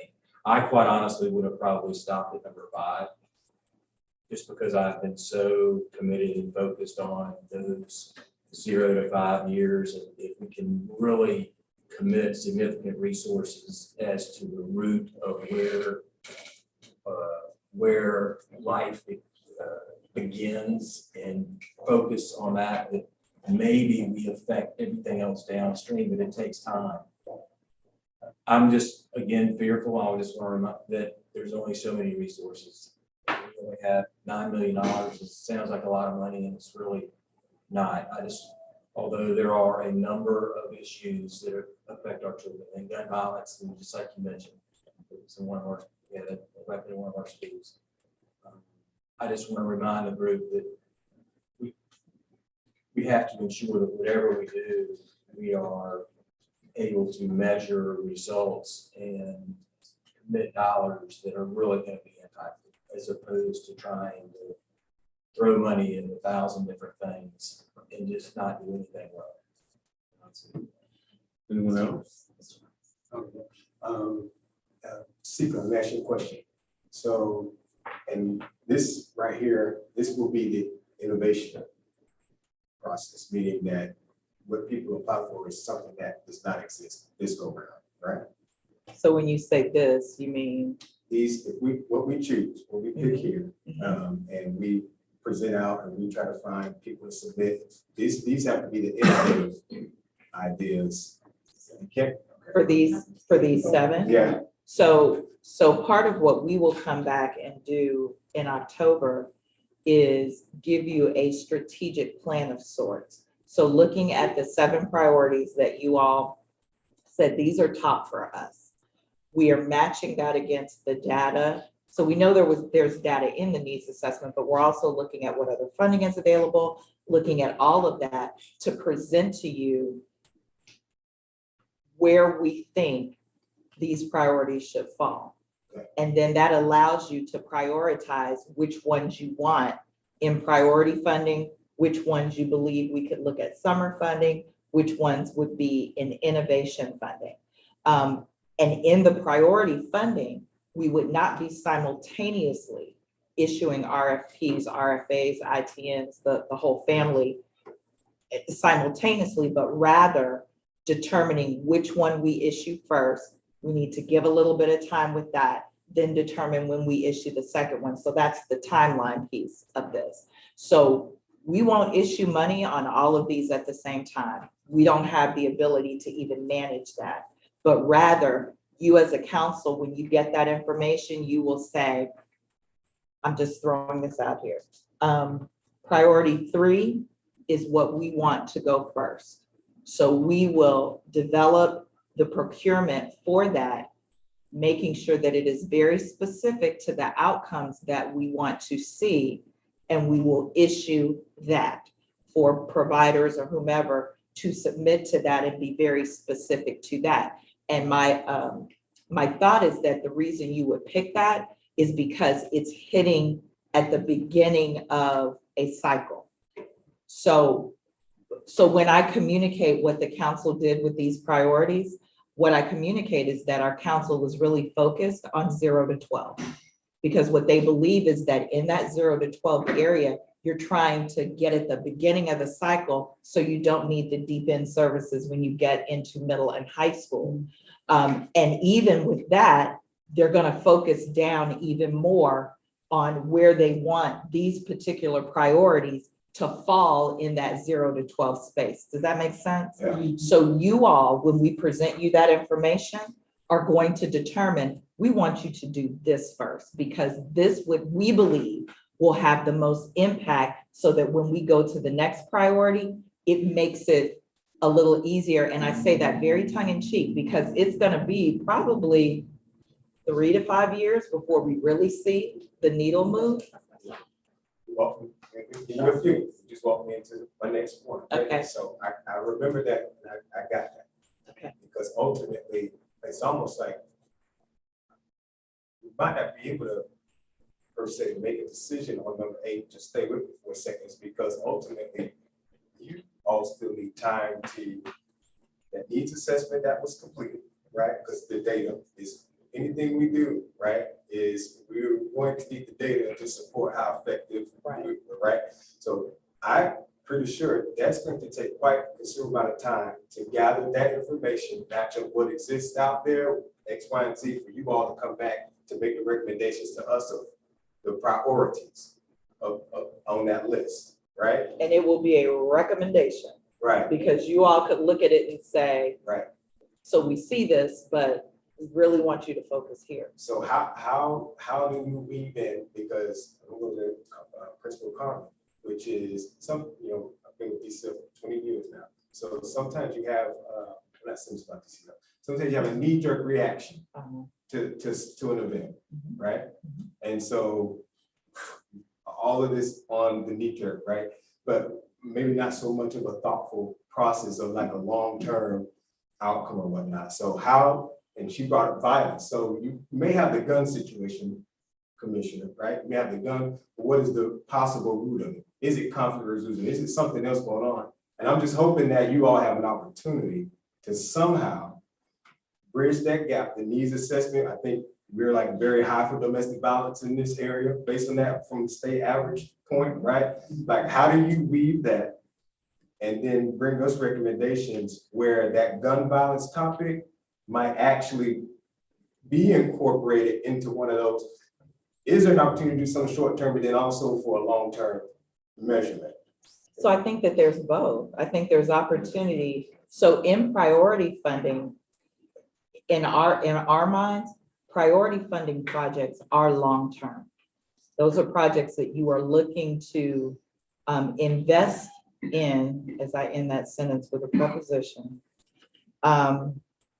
and you keep that investment, and the council is moving along with that program so that at the end, we see the needle move. Summer funding, in my mind, would be addressing a specific thing. So it won't be as general as we did this past summer, but rather looking at the school year, talking with the school board, looking at our priorities. That summer funding would be specific to something that will help get our kids ready, move the needle, fill a gap, a specific one, as we move into the next year. Innovation funding would be an issue, and I think gun violence could fit in that. For example, there are models of helping to reduce youth gun violence that are used in some bigger areas, but it is a lot of talk going around town. So maybe it's the innovation funding area where that could end up falling. And we want to look at, we want to get your innovative approaches on how to do that. It could even be more specific on the prevention side, because I've been involved in a lot of community meetings, and I meet regularly with the executive director of the Status on Men and Boys. And what they have to focus on right now is interruption. They are trying to interrupt the process to reduce the instances. So where I would see us would be in the prevention side. So looking at maybe an innovative approach in that zero, or what are they in elementary school? Fifth grade.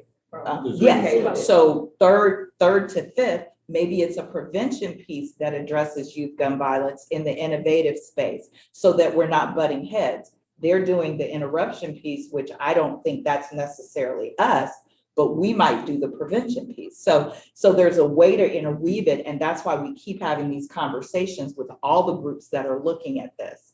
But we could, in the next year, issue a priority funding, and we have that on the timeline, issue a summer funding, which will be informed next month when we give you that. And then we could look at an innovation funding before the end of the fiscal year so that we're getting things in all of those areas. Does that answer your question? Okay. Judge Miller, do you have anything you'd like to add? I'd like to hear from everybody before I provide my. Well, I've been sitting here thinking a lot. The issue of gun violence. In my role as the dependency judge in the county, I deal with abuse, neglect of abandoned children, and also with family violations. And I deal with domestic violence issues. And so the thought process is always going on in my mind is, what are the root issues? Because they come broken relationships, broken issues, and gun violence is a very significant issue. Something that I talk to youth about a lot. But I see the benefit of having it on the list, kind of keep it in our face. But I do more so lean with your sentiments, superintendent, as far as the causes. I look at parent engagement, family support services, getting in there early, because by the time they get to the court, early on, that process has to take place. Now, there's some efforts that can be made once they get there, and they are being made. But longer term is going to really involve that early intervention early on, because by the time it gets to me, we just pick up pieces. I agree with you. I think I don't think gun violence has risen to an issue where it's not either or, it's and. And I think the integration as seen across those particular areas can certainly be seen as we repair the family, as we engage parents more. A 15-year-old kid who walks out of his parents' home with a gun, right? That is a parental engagement issue. When I was 15, my grandmother tossed my room like I was on Rikers Island, right? But they don't have parents who are engaged. Some parents are clearly not engaged in that way. Some of our parents are working several jobs and children are raising themselves. That's a sad fact. But the beauty of this council and a deliberation like this having been brought forward by Commissioner Cummings, it allows us to pivot. I would hate for any rigidity that we feel on processes that forbid us in any way to be responsive to what are contemporary and relevant issues of the day. We've got to be cognizant, the public sees it. And I believe that, and it's not my intention to in any way suggest that it affects me more, but these crimes are occurring in my district with my families and with my children. And we must be responsive because we're reading this about these incidences every day. So that's where the beauty of what we have been able to craft here gives us the flexibility. Imagine if we were to create a priority number 8 as described, and we targeted, because the superintendent is right, there's this also great rush for mission creep. But if we were to put it in innovation, right, where people come to us not with just stagnant notions, we're gonna start a boys mentoring group. Well, we have those aplenty. But if there was some innovation that was brought to bear to respond to what we know is this clear and present danger, then we talk about getting a bigger bang for our buck. And say, for example, if the responses that came back to us were not born of the innovation that this committee thought rises to the occasion where it will bring us back the deliverables that we want, then we can send it back. But I believe that our community is looking to this committee because it is devoted to deal with children's services / crises that affect children, for us not to be responsive in this way. I think our community would applaud our amplifying what they see as a clear and present danger. And that's why I think it is 8, but then there will be opportunities for it being integrated and influenced by these other categories. But if we were to put it in innovation, and as for our community, again, the 10th smartest community in the country, were to be able to put both the academy and the human services community to come back to us with responses through innovative grant responses, I think we can then talk about moving the needle immediately, such that we save lives. Okay, so thank you for that. Do you have a comment? Yeah, I do. My comment, I'm sort of going with two comments. One, we have to be very, very careful. Mr. Jones mentioned mission creep. It isn't just being careful because it's mission creep.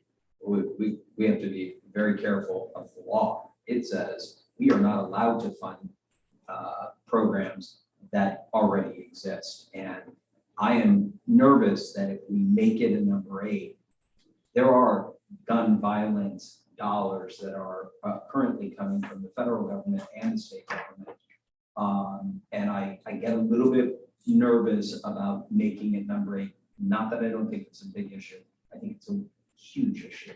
And that's why and we have these very limited resources. And I think to myself, what is it that we're trying to do long-term? Gun violence is a symptom of something much bigger. And I think that's what we should be focusing in on. I don't want to ignore gun violence because it's just too important. I just think by making it number 8, we are saying it's more important than school readiness. It's more important than kids being able to read at the 3rd grade level by 3rd grade. It's more, and I don't think it is. I think that it's important, and it should be, we should encourage those who bid on our dollars to incorporate gun violence into their responses. Can I offer this to you, my friend? Yes, sir. And I think this is also one of the things that we're also mentioning. You talk about federal gun dollars being made available. One of the things that our staff and this council is tasked with is identifying additional dollars that can be brought into our coffers. When we say that this is a priority to us, that means here now, it is communicated to our staff that in their conversations, they can collaborate with the district, with other existing agencies, whether it be the sheriff's office, through his juvenile justice activities, the State Department juvenile justice. Here now, with it being lifted to a priority, they can then be a part of drawing down those dollars and trying to capture those dollars through the grants that we would equip them to influence them to write in collaboration with all. But what it does is it says that we realize this is a clear and present crisis, and staff understand that we, as the 10 members of this committee, have said that however we can best respond to that crisis, we have subsequently equipped and empowered you to do so. And it may not necessarily be entirely with our resources, but when we've made it a priority in that regard, it communicates to our external constituents, but it also communicates to the people who respond to us that we've made this a priority for them to consider. Well, it's an investment priority, so that suggests to me dollars. So that's why it's not just, it's a priority of the councils to tackle a serious problem. It's tackling it with our dollars. And I'm sort of in Mr. Hanna's shoes. It puts me in a very uncomfortable position to sort of say, well, I mean, gun violence is important, but it's not as, it's really important. And that's why I really like the idea of, well, one, that we're having this conversation, I think is incredibly important, regardless of how we decide. But I really would prefer that we say that we keep our 7 priorities, because again, behavioral health. I would rate behavioral health over gun violence, because I think gun violence is a result of issues with behavioral health. That's why I keep saying it's symptomatic. It's not one of the core issues. And from an investment, dollars being spent standpoint, I would like it to be part of our 7 investment priorities as opposed to behavior. Can I make one last comment. Okay, one last I'm comment. going for it. All right, because we're on item number 1 of the program services committee.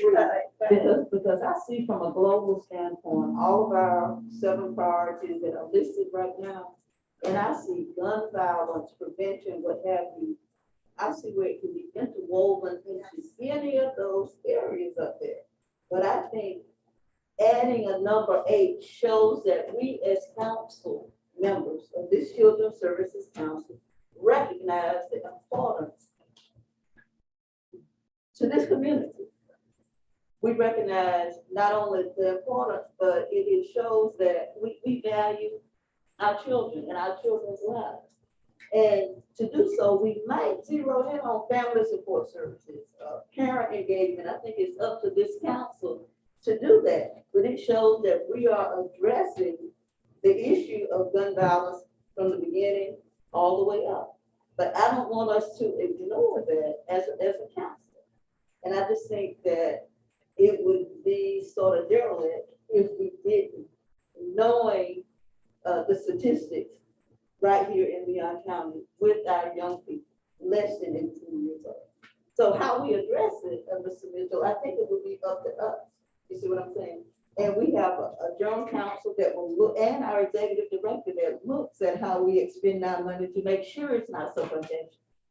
I don't think it's true that we cannot fund existing entities and organizations. We just have to look at whether or not the money is going to something that's innovative that addresses that specific issue or that specific priority.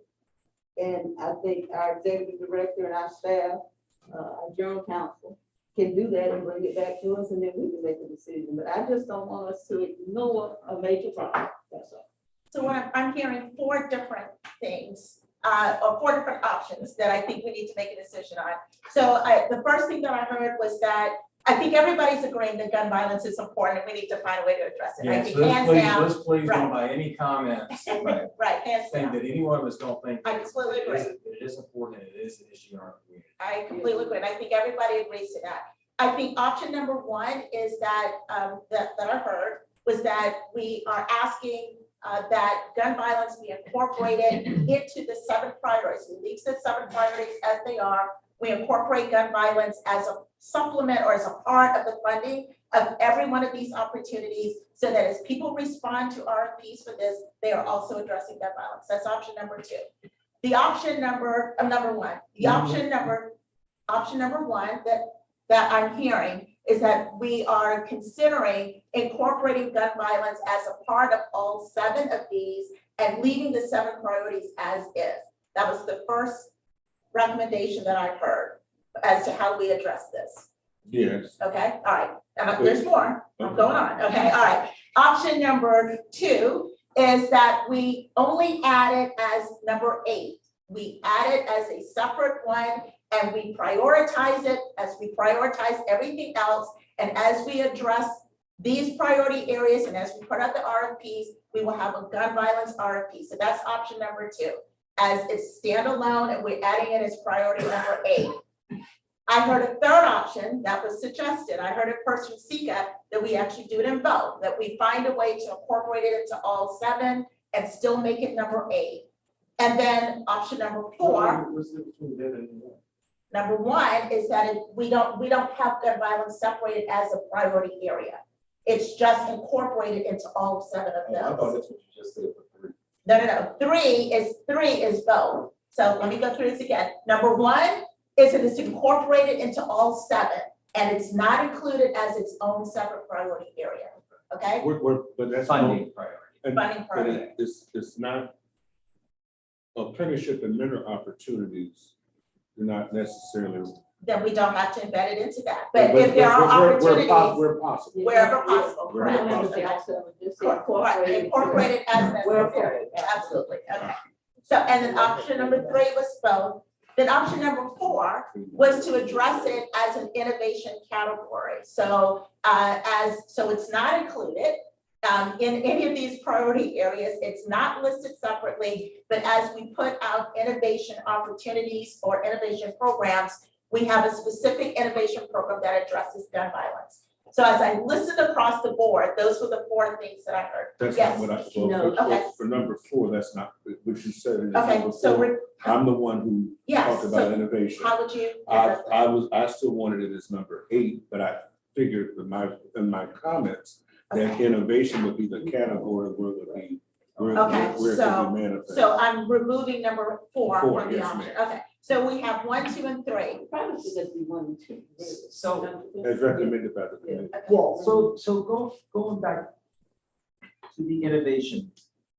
If I remember correctly, the board voted to make the innovation category sort of this magic pot that is not data-based, not evidence-based. It was this, it's never been tried before, and it was 20% of the overall grant amount, right? Right, so it's not it would not be so it is a way to address an issue in a way that may not be evidence-based or research-based. So I think we could do this, and I think we could do it this way, and I want to bring it, and so that's more what innovation means. So Right. there's So- no No, science. I just want to make sure that when we say make it a priority that's funded in the innovation pot, we're limiting it to the innovation pot, which is different than the much bigger pot. And I think, again, it was 20% that was. And But I- if it's and I- evidence-based, would that exclude it? I don't think that. It would, based on the definition. I just want to make, I don't have an You want to be opinion clear. on that. Right. Just want Yeah. to clarify. And the reason I said innovation is I'm sensitive to what the superintendent said. Is that we just don't want to throw money at it, right? And that's why I thought that it can find itself in priorities, it can find itself in any place. I thought innovation would be one of the best ways whereby we could see the return on it, because we've seen some of the already, I won't say trite, but rote ways by which we respond, how we're trying to respond to issues with our young people. By innovation would be like when Earl Lee started the boys choir in Tallahassee and had 100 young men at that one time involved in that area. They were spending time together every day in classroom activity. Those are 100 guys. Many of them went on to college, started their own businesses, but that was on innovation. Innovation could very well be in my neighborhood right now. We have our neighborhood association is organized, but we're showing where young people are coming, trying doors. They come to my house because I got a truck. A guy with a truck is more than likely a guy who they think might have a gun. The way these young people are getting guns is they're going around in neighborhoods looking. We know this. If people know this, maybe people would start. And the innovation might be born in a campaign. Keep your cars locked at night, because that's how the kids are getting your gun. So, but this the innovation I thought would be the best way, not just another after-school program. That's all. So if I may, because I know you're trying to bring this to a close. I'm sorry if I'm. So there are a couple of points. So the strategic planning piece that we are putting together to bring back. So I want to clarify, it will go to the Program Services Committee first. They will look at it, do their thing, and then it will come before you. We have a Program Services Committee meeting in early October. So that's the first thing.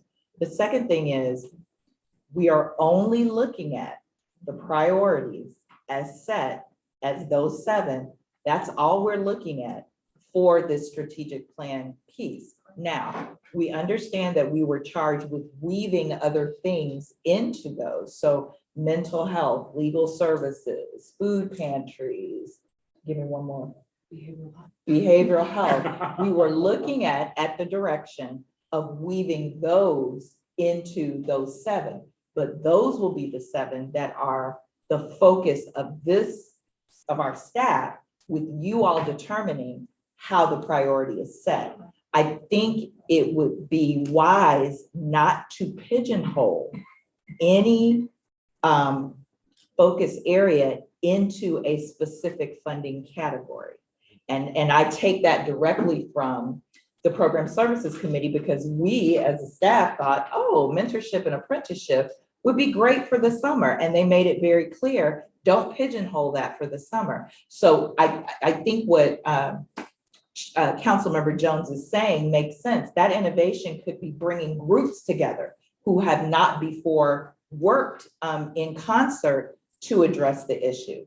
To Councilmember Connor's point, conflict resolution and conflict management and trauma-informed care that is not done in the early years is what also leads to these other problems. So what am I saying? I am saying that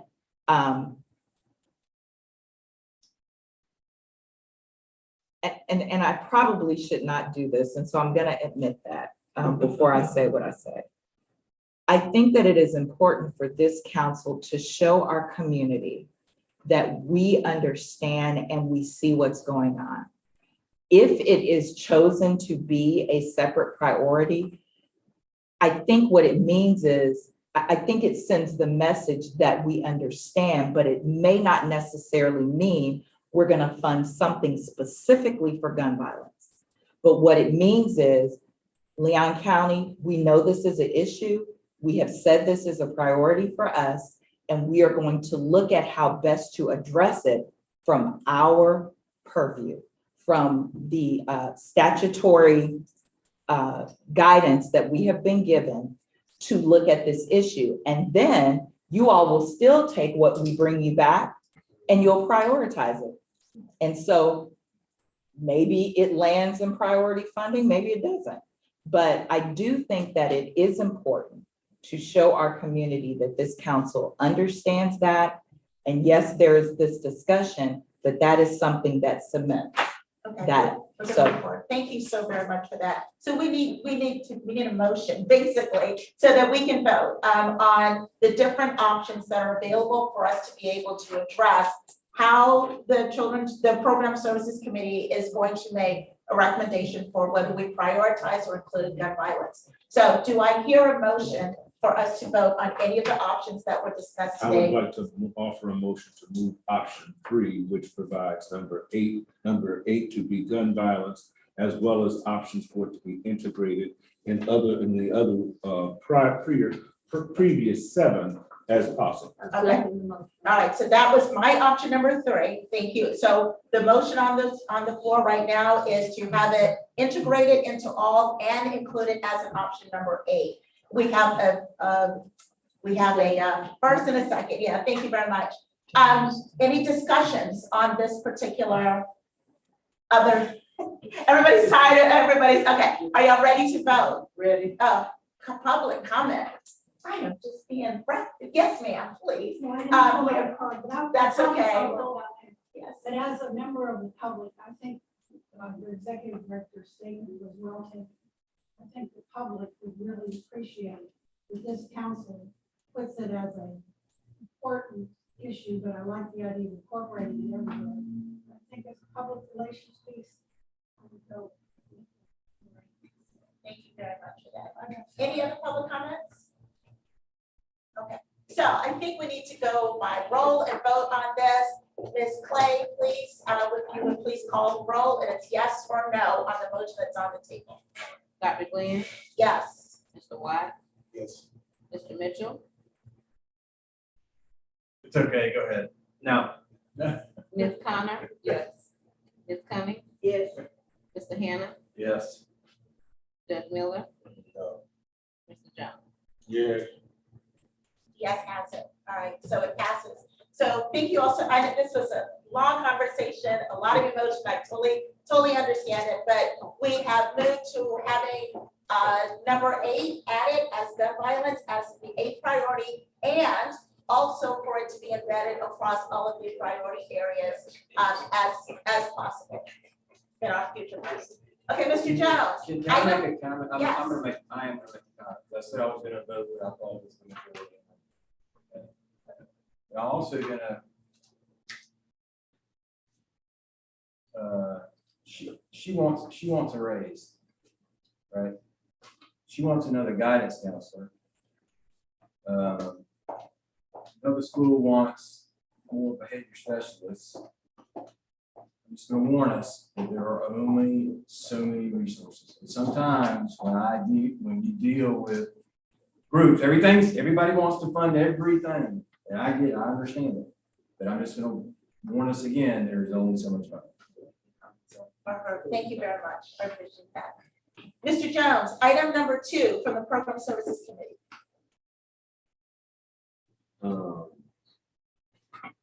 Evaluation panels for community investments. Community members. Determine whether a community member by the appointment. Yes.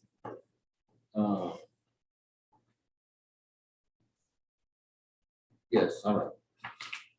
Determine whether a council member by appointment by the council chair will serve as a member of the evaluation team for community investments, in what capacity, whether it be ex officio or a full evaluation team member. So I know that we, out of that, to give you some context, you'll recall at an earlier meeting, we brought this, Mr. Mitchell brought this up as an option for us to consider to broaden the scope of work for us as members of the council to be a part of the evaluations of the RFPs that come back to us, that as they come back to us in these varied areas or varied RFPs in terms of our work, that there would be persons appointed to those committees from the Children's Services Council to sit on each one of those evaluation teams and be to potentially be an evaluator and observer of those activities. It was then referred to our committee to discuss. Mr. Mitchell came back and joined us at that committee, made his point of view. From that came instructions to staff to come back to us with some intel born of expertise coming from our legal counsel, as well as what is seen as practices by other children's services councils in terms of council member participation. So I'd love to hear from them now. So I will yield before I speak with Fred Springer, who is our procurement guru. We don't make a move without him because we pose a question to him for the quote, legal procurement piece. So Fred, may I ask you to jump in there and then I'll just talk a little bit about what the other CSCs, please.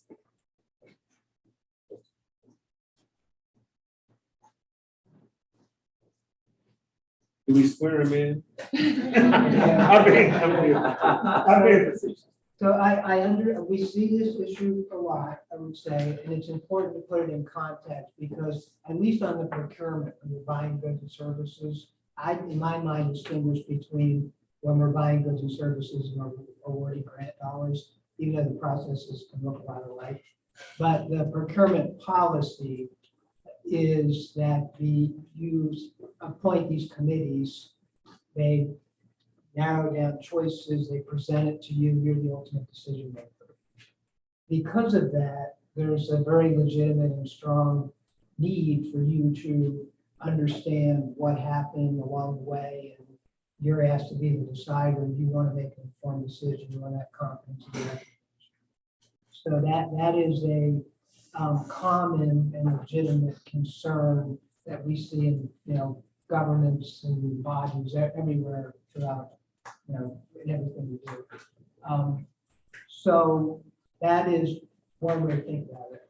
Another way to think about it is the committees are very specific and tasked with something. So if you're appointed to a committee at the state agency level, there's statutory criteria for you to be on that committee. You have to satisfy some collective set of qualifications.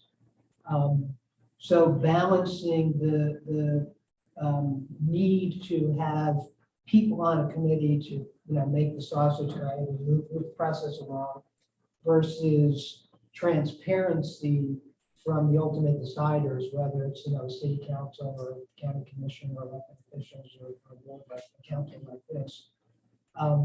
Those processes can go, and then they're overlaid with, in the procurement space anyway, there's an exemption to the public to the open meetings, the sunshine law. So you can exclude the public. No member of the public can force themselves into certain procurement meetings. Now it's your committee, so you're not the public.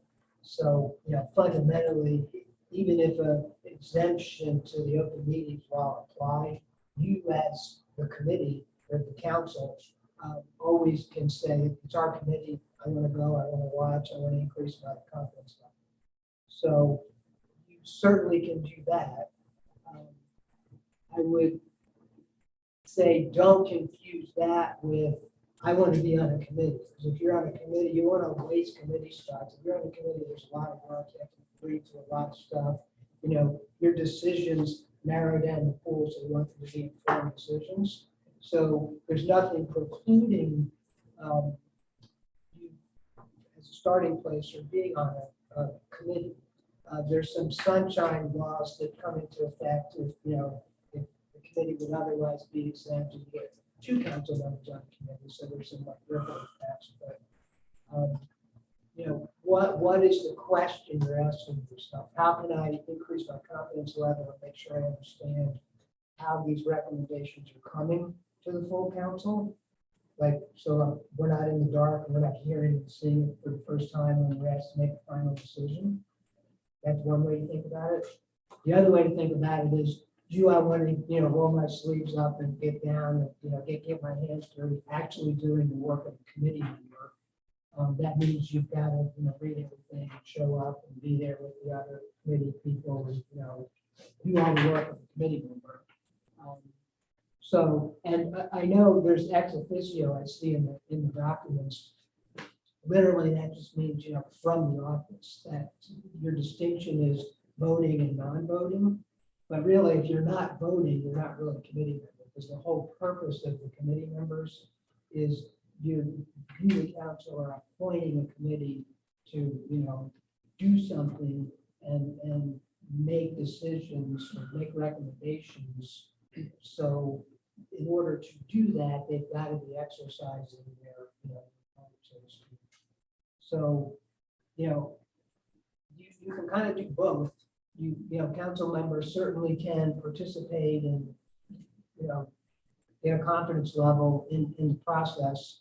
So you know, you've seen, participated before it comes to the final decision. You can do that. You could be on a committee if you wanted to be, but again, that's a formal role with responsibilities, and there's some sunshine complications potentially if, you know, you make it a practice and everybody says, I want to be on a committee, and then we get committees of multiple council members. So we have to work through that. So that's really in discussions with, you know, the director and staff, I've laid it out that way. And they've said, does that really answer the question? Or what's the problem you're trying to solve? And, you know, either one of those problems can be solved. I'm trying to make it, trying to help you focus on, you know, what is it trying to accomplish. And then from, so thank you so much, Mr. Springs, attorneys. And so from other CSCs, so it happens both ways. So they have some boards that say, yeah, no, we're putting that in the hands of volunteers. Then other councils do have council members that serve on the eval committees, but they are full eval committee members and have an equal vote, have an equal responsibility and all of that. They do, we do not have any councils where council members look into the window, if you will, just kind of are there and kind of listen and see. And I guess that's to Fred's point, at any point, anyone who wanted to do that could do that. So that's what we gleaned, or what I was able to glean from other council members. So from a legal standpoint, this was really the question at the committee meeting. Both are legal. If the council would like the policy, which was the policy that I had recommended when we were setting our priorities, of the chair to appoint one member of the council to either sit in an ex officio, in an observer type of role, or as a member of the evaluation committee, both are legal. And in the case of a full member, a voting member of the evaluation committee, that is currently a practice of several of the other CSCs around the state. Yes, the only fine point I would put on that, there's really not, like, you're not a half of a committee member, so I would caution against the ex officio. Yeah, It's, in my mind, I'd make it binary, you're on, you're off of the committee. Even if you're off, you're certainly welcome, and, you know, to go observe and to, because again, I think that's prudent and legitimate. I see a lot, because you want some level of confidence in the process that's tendering these decisions for, you know, these questions for your ultimate decision. So we do see in other contexts, I don't have the familiarity with other children's services councils, but, you know, in other similar contexts, we do see non-committee members, but members of the city commission or, you know, city council or whatever, go and participate in the meeting. They're not members of the public who can be excluded. It's their committee. These are your committees. So if you want to come observe them, there's no legal prohibition against that. And the last thing that I will add before I turn it back over to Chair Councilmember Jones is that for the summer procurement, because it was such a fast procurement, we did not have an evaluators conference, if you will, to get that inter-rater reliability and have them discuss why I scored one way versus you scoring another way. In all of our future procurements, that will be a part of the timeline. And technically, other than the very first time the evaluators are brought together to go through the RFP, go through the scoring, go through the evaluation instrument, they do all of their scoring, reviewing, all of that is done separately. They do not come back together until they're doing that evaluator conference. And technically, that can be and is a public meeting. So really, we could make it so that anyone could look at it. And at that point, there's not a cone of silence, if you will, if you're in that meeting, kind of looking at that meeting. So I will turn it back over to you. Thank you. Any additional observations? I will tell you, one of the things, having gotten this additional information, it will be for us to now vote as to the level of our participation. I, for one, believe that the segregation of duties between board members and staff. If I may say, as a member of the Program Evaluations Committee, I understand where Mr. Mitchell brings this recommendation is coming from. And I think that in situations where we may be less confident in the ability of the staff to manage the evaluation process, I can understand perhaps the necessity of us taking the reins on this. But I believe with clear guidance, and that relies upon us in our conversation. One of the things that the superintendent taught me when I joined the board, we have policies with a capital P and policies with a lowercase p.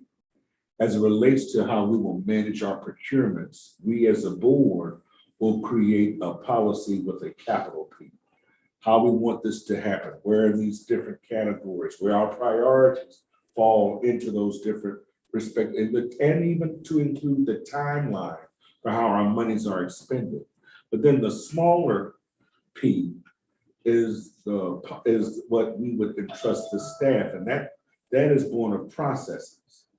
And for example, I look at what we did for the summer. The process I understood most clearly. They got subject matter experts who were well qualified to provide the type of evaluation that was required for the funds that they were to disperse. What I think may have gone afoul, and not necessarily afoul, because we are maturing in this, but here now we are with a RFP already under our belts. We are now equipped to provide a greater context of the policy with the process, with the policy and process with the uppercase P. This is how we want to do it. These are the number of persons we want to identify. This is how we want them to sequester, to review. Those types of things will give guidance such that we can feel secure that when these responses come back to us, because we have provided the guidance, and then we trust them, and that way we don't have to get involved in the minutia of managing the RFP process, because we have done our due diligence by creating the process with the capital P. That's where I'm from. I don't want to have to review 50 applications. I'm not prepared to do that as a part of my responsibilities as a member of the board. I trust the staff to create the process by which that occurs. So yeah, so there's two things. One, this board, if what Mr. Jones is saying was the policy of this board, we wouldn't have selected a committee made up as a sub committee of ourselves to select QQ to do the needs assessment. That was all done by members of this committee. I don't want to get into all 10 of us evaluating each one of these RFPs that come out. But I do think and it has nothing to do with the current staff, but I don't think you base policy on what you currently have, but what might happen in the future. I think it is a good thing for one of us to sit on an evaluation committee. It means that one of us will have to go through the 25, the 50 applications that come in.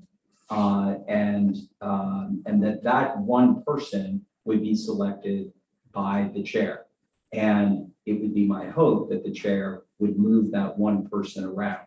And that gets to the second reason I made the motion that I did, or that I made the suggestion that I did.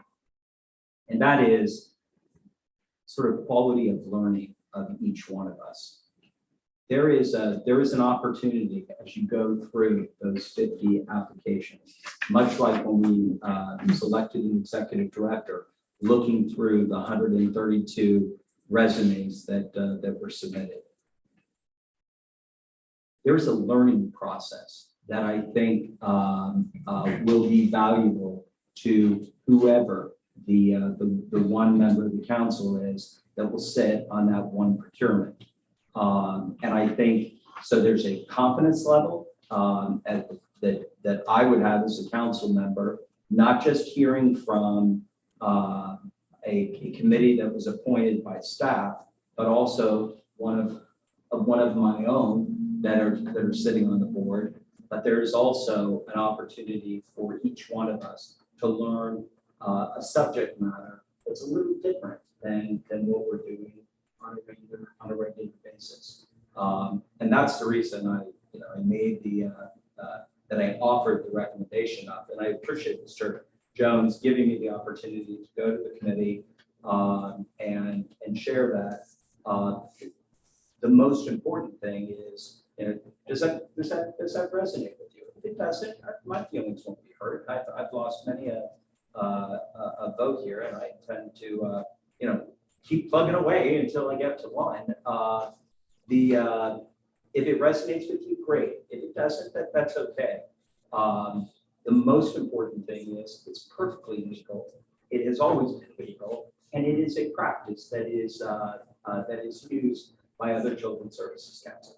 And that was a question that came up in the committee. And I appreciate Mr. Jones sort of taking the difficult part of it and vetting it with legal counsel. So my motion would be to have for each one of these priority areas that we come out with, that the chair would appoint one member of the council to sit as a member of that evaluation committee with all the rights and powers that are granted to a member of the committee. And then the rest of the committee evaluation committee would be made up of experts from the outside world as recommended by the staff. Is that an official motion? That is an official motion. Okay, that's what I was gonna ask. Okay, so that's an official motion. Do I have a second? All right, so we a second. Can I ask a question about that? Please, absolutely. Time for discussion. Why does it have to be either or?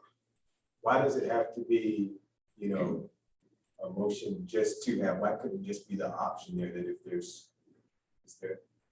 Depending on the situation. Yeah, why does it have to be a either or? If somebody wants to volunteer to, So it doesn't, Well, I think it is, it has to be that everybody will have to participate in this process. for creative problem. Right. It has to be because one board member wants to get involved. We would all, by virtue of whatever decision is made, be beholden to that decision. It couldn't be arbitrary. So we either trust the staff to manage it with persons selected from the community to do the evaluation, and those persons would bring those responses back to us and scores back to us, or we participate as a part of the evaluation process. I think though, I was on the evaluation team for the needs assessment. I thoroughly enjoyed that process. That was my first time doing that. And I can remember the commissioner doing one of the hearings. She had a question about like, well, how do you, but we were able to answer that for Commissioner Cummings because and she was like, oh, trust us. This is you. Okay, I got you. So I could go, I get both ways. I just would want to know if we voted, if we ended up voting where none of us were serving on them, we would still have access to the evaluation team that would be presented. Okay.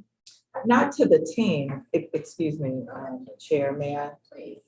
So not to the team itself. So when the recommendation comes forward from an procurement, yes, a solicitation of procurement, the staff is the one that is, we're bringing that to you.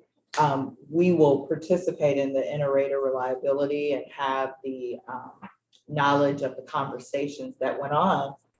And additionally, you all can sit in and look at that.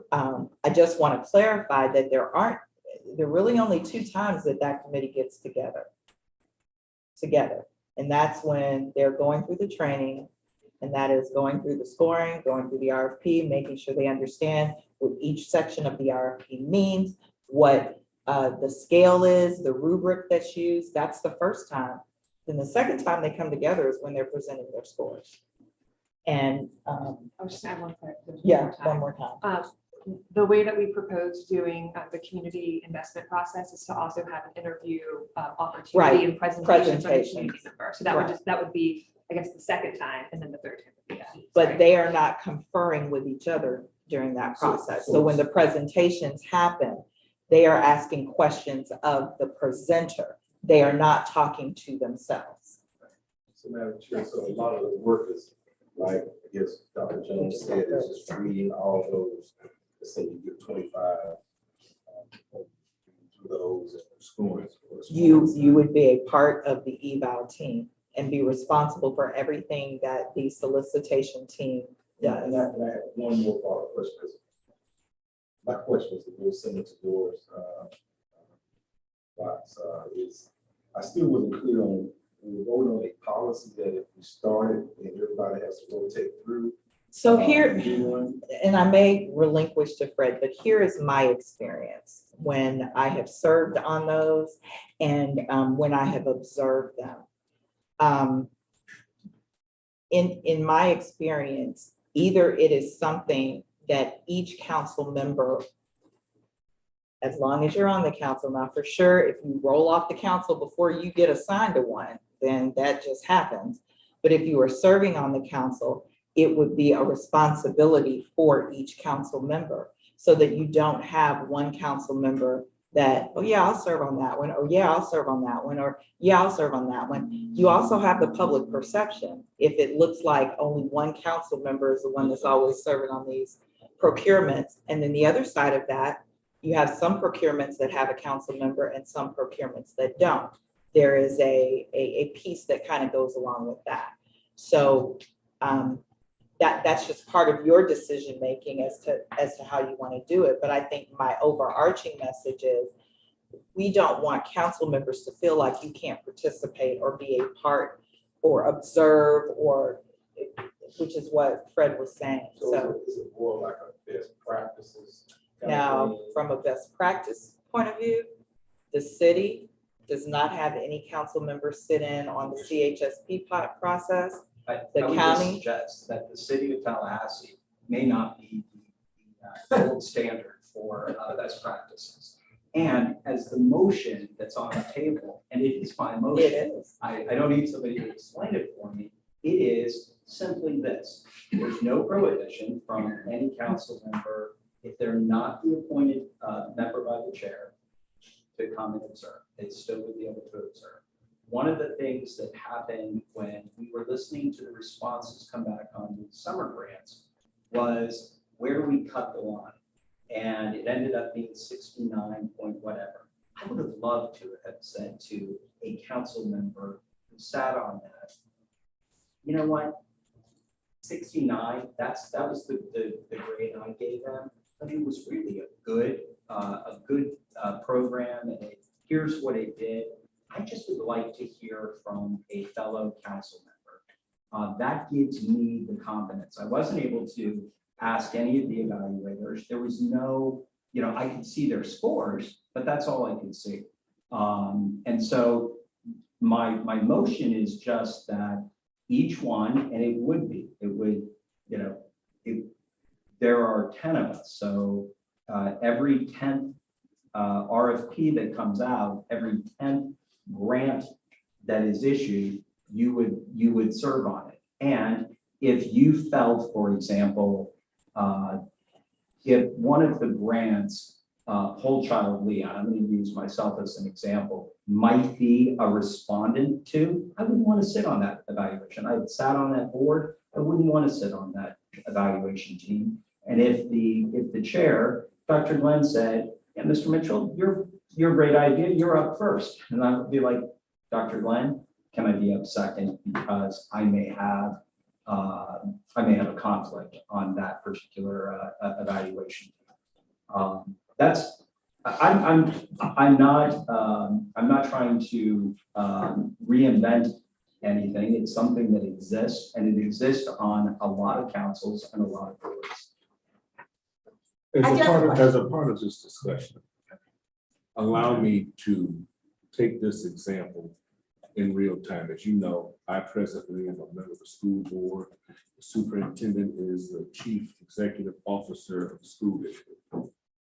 When we are forbidden to participate in RFP processes because we ultimately are the ones who make the decisions. We trust the superintendent to have a fair, open, and honest procurement or even grant process. Those responses, those scores come back to us as a part of an agenda item and we take a vote. Now, what we're describing here as if Carmen Connor is on the post-prenatal RFP, as a member of that committee, they will come back to us with the scores. If I am to ask Ms. Connor, is there anybody, or why did this person rank this way, or why did this person get this score? And she brings any of her own biases as a part of the committee. If I am a respondent who does not rise to the top, I wonder, does that then put her in a litigious situation? Because here now, who has now access as a member of this board to provide additional commentary beyond the pure writ of the numbers, evidence in the score, can now provide additional commentary. I can't imagine what the other respondents may very well feel, and do we put ourselves in a precarious position? I think that is why when we did, and you can't compare when we did the RFP for for the needs assessment, because that was the property of the full board. Here we're talking about a competitive process across a variety of awards of grant dollars. I think that's entirely different. And we had an interim staff in place. I think if we are able to provide commentary about the process and what we have been a part of the evaluation, I just wonder, do we set ourselves up to legal challenges that come from persons who do not rise to the occasion because we've now insinuated ourselves into the process. And that is why I continue to firmly say I believe in the segregation of duties of board and staff. I do have a question for Attorney Springer. So you basically said we only have two options here. Either you're fully on the committee or you're completely out of the process. What those two options? No, you're not. You can go observe the process and inform yourself and whatnot. There's no, my point was, there's no like happening on the committee. Okay, and so that's my question. I mean, so when I call it half of a committee, am I not allowed to observe what's happening, but I cannot vote? Right. And can somebody be assigned to that particular procurement as a board member? You're like, so we'll go back to the example for Carmen Connor. She's over the prenatal group. She's responsible for being a part of those 3 convenings, just listening. She can read through the evaluations, but she does not score. And so that way she can say, I did not vote, I had nothing to do with it. But if we have any questions, we know that she knows what's going on and what happened as a part of the process. Why is that not allowed? I would triple negative, that would be allowed. That is not allowed, right? So I think when these materials come in, they're exempt. Let me back up. First, I would distinguish between procurements and grant awards. And to Dr. Jones's point about the policy of the capital P and everything else, you have a procurement policy with capital P. Right? That just says for procurements, a committee is appointed. So you've already got that. So the latitude, the transaction by transaction basis, and I think that was Mr. Watts' point, can't we already do this? Yes, you can do that, because for every procurement, like I think of it, you appoint the committee. So that could be 3 council members, and they don't even have to be staff because they don't have to be employees of the council. You can have 3 outside experts.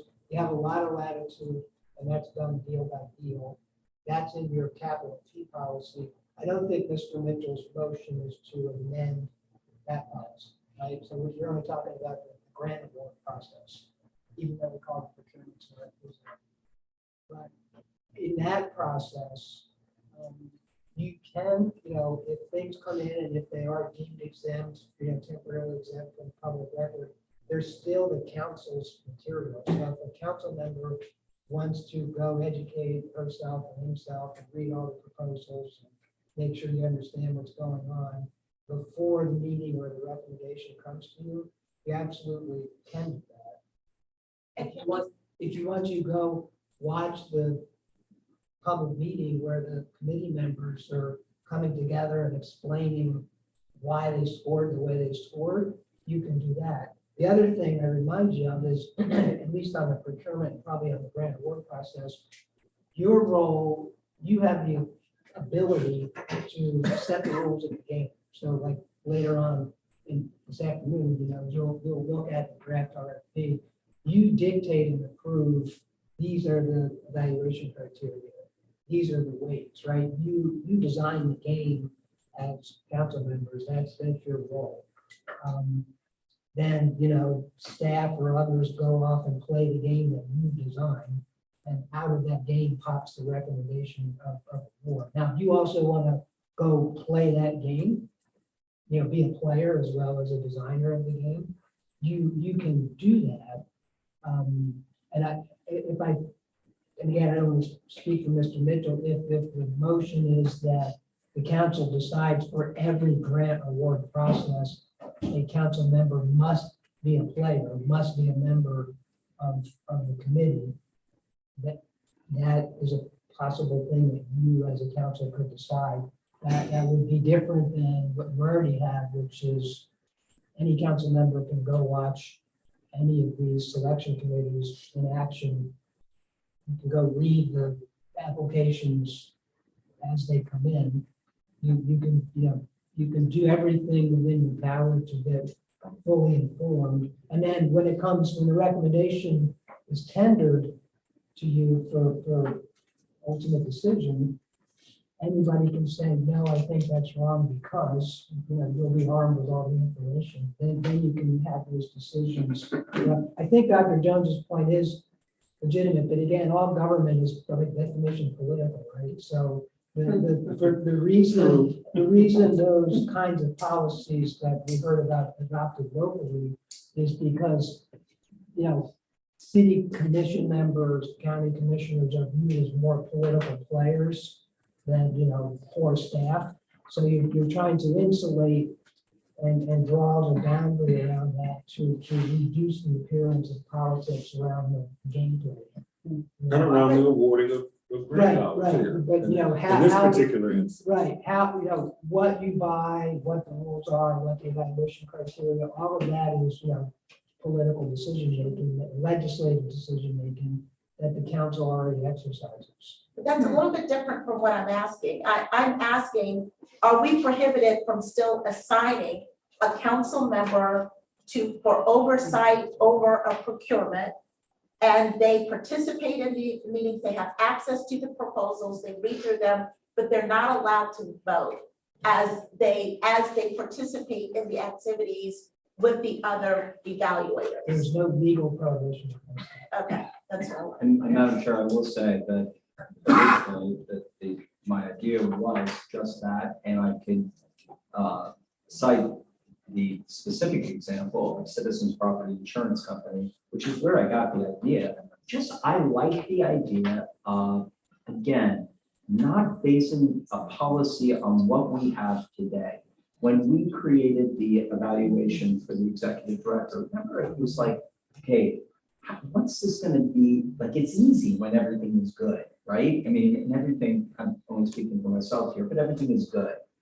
It's when it's not good is create a process for, and that That is why I'm even more comfortable with the motion that I made than what my original idea was, which is kind of. Because I don't like the idea of voting, and that's why I have anxiety with what you propose.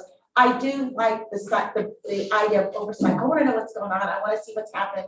I want to be comfortable with the proposals, but I do think it puts me at risk if I'm voting and then somebody comes and say, well, she voted, and she must have ties to such and such.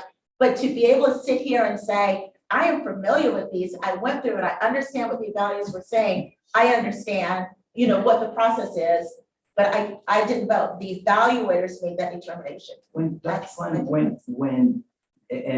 we keep calling them grants, but we are procuring services with these awards that we're, providing. Just look at the summer, those are services. They are, so many widgets that they are free to produce and we evaluate, did you take care of this many kids for this many hours during the summer? When we sit on a committee that selects a needs assessment company, I listen to you. You absolutely influenced how my comfort level in supporting QQ. You did, and not because I think you have a side deal with QQ. Oh, I don't think you ever do. For the record, she didn't. But I felt as a board member so much more comfortable with the decision that I made, and so that was reason one. Reason two really was the development of each of us as a board member going through and becoming an expert on one of those 7 priorities, or now 8 priorities. Going through that and yeah, so that's the reason. Yeah, I apologize, but is there a thin line between scoring and voting, or evaluating and voting as far as the chair appointing one of us to those procurement committees? But in my mind, there's no line. So if there is no line, if you are scoring, you are influencing the outcome of that committee's process. So Okay. to score is the same as to vote. So what about being a part but not scoring or evaluating, but I'm in a position where I know what's going on with each one of the proposals? That was my But proposal. members, council members that are designated to be, part of those procurement committees are there. Knowledge, we read the proposals, but we don't score, we don't evaluate. Correct. And again, I think you have that authority now. I think the motion is to determine as a matter of policy, little P policy, that for every one of these processes in the future, the council will appoint a board member, and an appointed board member will have that now added responsibility to do that.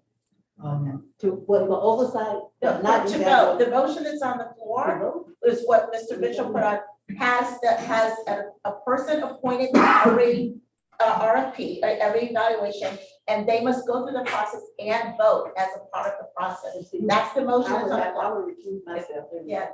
I don't think I could do this. Well, that's the motion, so I think we need to, are we talking public comment? If you're- Okay, if so any you call other the discussion question. items before we go to public comment? But I do want us to vote on this and determine. Just gonna repeat it? Listen, my original idea was really what Dr. Glenn is suggesting. It is, Can you amend? well, I'm certainly open to to go. If I understand your amendment, Commissioner Cummings, it is that with each one of these procurements, the chair would appoint on a rotating basis, it would appoint one board member who would serve in an oversight role, going through the entire process, attending the meetings, and being a full member of the evaluation committee with the the exception of not voting or scoring any of the proposals. So that's your amendment. That's my amendment. Okay. I gotta ask a question. But I've got a question. As a full, as a full member of the Can't be a committee. full member. Well, see, this, Okay, all right, you, but, so, look, I think they are there as, doing everything that every other, evaluation, committee member would be doing, with the exception of scoring any of the proposals. So I do need, and I know I'm out of parliamentary procedure, but I need to get a clarification.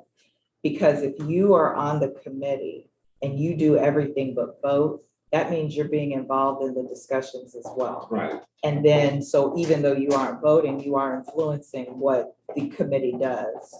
So I think we gotta make a, Well, at some point, we are all influencing. So that's my amended motion. and this goes back to what I'm saying.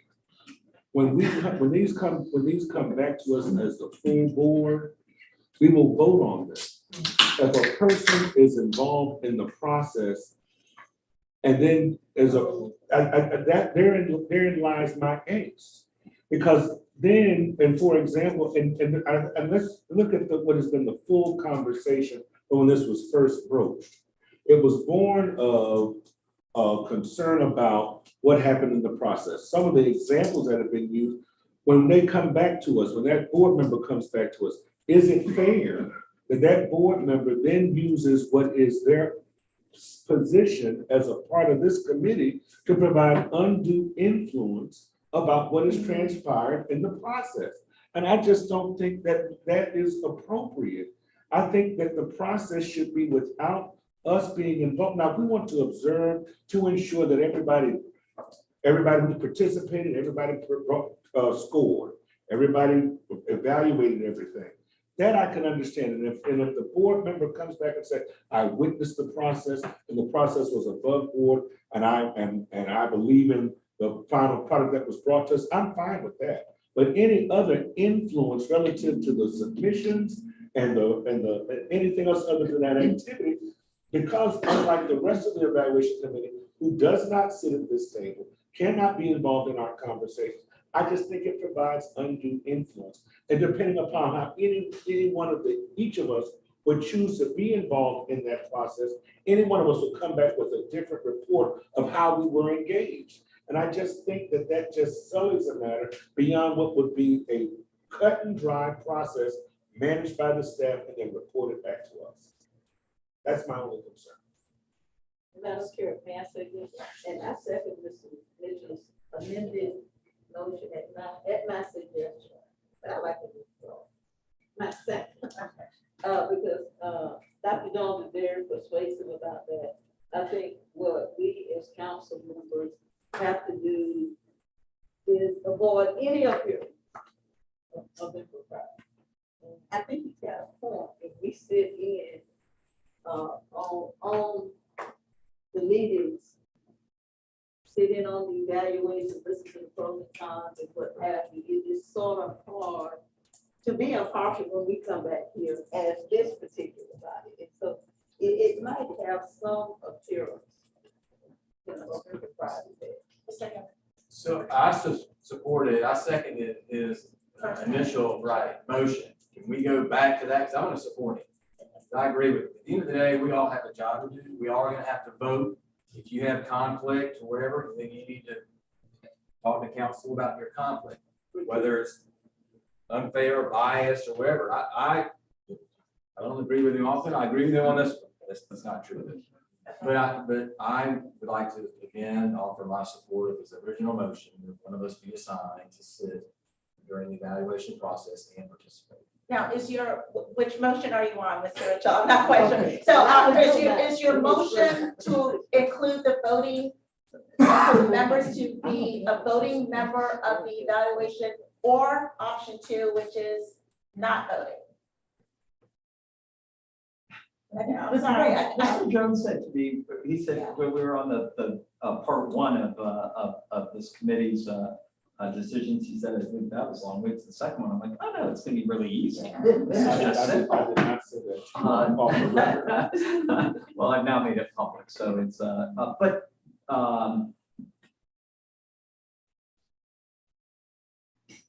I would go back to my original motion, and that is, no, I would go back to my original idea, and Mr. Dan, I appreciate your support of my original motion, but my original idea was that each board member learn something new, and it's a growth opportunity for each one of us. I will look forward to whatever one of these I'm assigned to.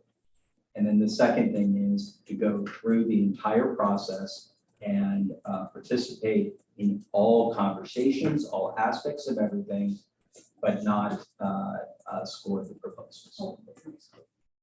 Okay, so we have, okay. That's not the original, that's not what you did originally. No, that's he what I changed said. it. I said, He thank you, went Mr. to Hannah, for second my amendment. original. That was my original idea when we set our priorities 2 months So ago. this is where we are now. Yes, sir. Yes, So we that's need a the, second. the motion on the table. All right, we need a second. We need for a the motion second. first. Okay. I'll second him All again. right, so Rocky has seconded the motion. All right, yes. Mr. Richard. Yes. I know you really got dig on all the board members commenting. And so, would you have a problem with, as part of your motion, that also each board member would have discretion to decline the, whatever reason? I would have no problem with that. What? So we, If they felt like they had a conflict. so we're potentially creating a process for which we are now, before we even start, restricting ourselves from. I'm just asking him because for different reasons, depending on the report that comes up, a particular board member at that time may not be accepted. Just putting in some reasonable discretion. From the process or from that particular assignment? That particular assignment. Okay. But they'll still be in rotation But they'll to still be in participate in. Oh, If okay. they felt like they had a conflict, Oh, like they okay. were overwhelmed with with personal tragedy or work, and they asked to take a pass at the round, that, yes, I think Yeah, that's. and honestly, sitting where I am right now, my fear is that I may get a lot of passes and I have to keep on hitting the same one or two people. That does give me a little bit of anxiety, but yes, Cecilia. So before you all vote, I do want to get a clarification for what happens if this motion passes. What happens when the recommendations for funding come back to the council? And the council member has observed and the question becomes, Councilmember Mitchell, you were assigned to that committee. What are your comments? What I'm trying to get the expectation. And I will tell you what my fear is that the committee comes back, or the solicitation group comes back with their recommendations. You have a council member that observed everything, didn't participate in the voting, and I guess with this motion can have discussions during the process and can talk with the eval committee and all of that. They vote, they do their recommendations, they come back. My fear is that if that council member does not feel like those scores were appropriate, that the one that they thought should have fleshed out, didn't flesh out, that whether they intentionally do it or not, they could comment that literally undoes that whole process. And I just want you all as council members, part of my role is to try to ensure that I don't want to say protect you, everybody here, we're all grown, but just try to ensure that I am making the process as bulletproof as possible.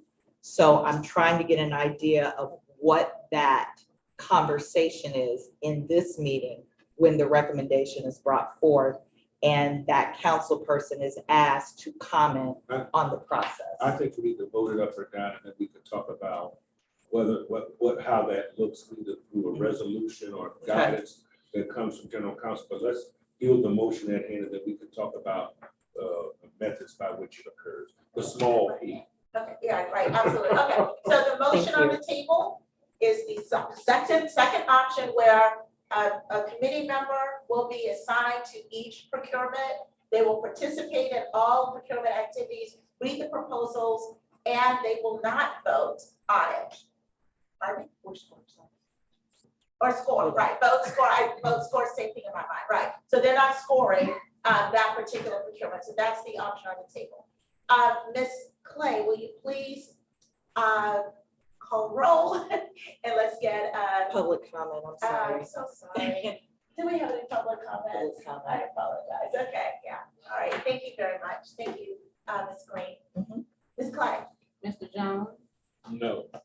Mr. Miller, Yes. Mr. Hannah, Yes. Ms. Cummings, No. Ms. Connor, No. Mr. Mitchell, Yes. Mr. Watt. Dr. Glenn, No. Where are we? I don't even know. I didn't keep up. No. Okay, no, all right, so it did not pass. All right, so that motion did not pass. Any other discussions? I think.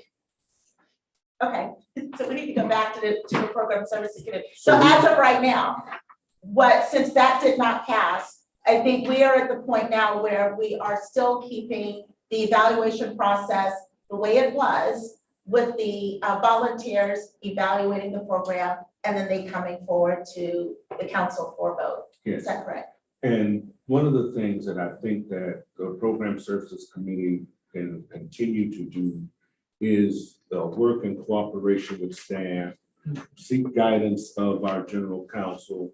This gives us an opportunity to see what we know what we had when we started for the first one in the summer. Our committee will be open to any other options whereby we can fine tune that, maybe the number of persons, some things that we kind of may have been some hanging chads, for lack of a better word, that we can fine tune, that can come back to as a committee recommendation to provide those final nuances to our process. And then we'll come back to the full board's recommendations, but this gives us an opportunity to look at what we've already done thus far. Okay. All right? Before we move forward, I just want to say, I struggled with that vote. I really did. Because I honestly believe that we should be a part of the process. And y'all just know that there's going to be a lot of strong encouragement to be engaged. Go to the meetings, read the proposals, just the whole thing of mandating it. And just like you said, I was convinced at the end that I do feel as if that will put us in a tough situation and sometimes if we, know a bit too much. But I do want to encourage the committee members to please be engaged and not just kind of, walk away from it. May I ask if there is no restriction on our No, there's- engagement? No, there's no, and I'm encouraging Reading all people, of the- please do it, Okay. yes. I don't want us to not do it because it's not. And when we read all of the proposals, we can comment as board members on those proposals. Absolutely. Right. And they can vote, they do. Oh, yes, I've asked you Right, that. absolutely. We have Okay. 2 more bullets. I know, under you did, program program services. services, we Mr. have- Mitchell. So we have the I'm adding sorry. of the timeline. We actually have a last one Yes, on we have- capacity, we but you have- don't have to do that. We have number 3, adding to the timeline of activities, an RFP for evaluation service to be released in May 2023. As you know, will be a part of providing the type of data associated with our activities and our work. That's about this evaluation RFP will be put forward so that we can hire someone to make certain that we capture the data on the other side of our needs assessment work. And so just wanted to provide, You can move that if you. I can move that, so Yeah, I would absolutely. like to move that we create a RFP process for evaluation services in May 2023. That's the motion. All right, so we have a motion on the table, we have a second. Public comment? No? Okay, all right, any discussion with regards to the motion that's on the table? So that I understand, is the committee going to make will actually do the evaluation and make a recommendation back on the RFP? No, the RFP will be published by staff, Okay, and then the responses to that RFP will then be ultimately voted on by us. but it will go through an evaluation team. Yes, Gotcha. yes. So that's the motion on the table. All in favor of this motion? Aye. Aye. All right, I think the motion is passed. We have That's my consensus, guys. committee. That was an easy one. All right, capacity building draft RFA, Mr. Jones. I don't know, he doesn't have that one on his talking points, so if I may, Ms. Green, Chair please. Glenn, yes. So as you remember, in our proposed budget, we have money proposed to fund capacity building and technical assistance. And so Ms. Snyder will go over that RFP. We're reviewing it today. We will not vote on it until October. Okay. Thank you, Ms. Green. Thank you, Madam Chair and council members. You will see that as part of your packet, there is a draft for the capacity building request for proposal. And as we initiate the RFP process, the goal is to establish a contract that provides the best value solution for the challenge of assisting the provider community in building its capacity to meet the funding and reporting expectations of the CSC Leon's competitive funding process. The council may recall that in the summer funding process, it was determined that there was a need in the provider community to level the playing ground when it came to the application process. This was due to the fact that some community providers were better equipped to respond to the application process over others.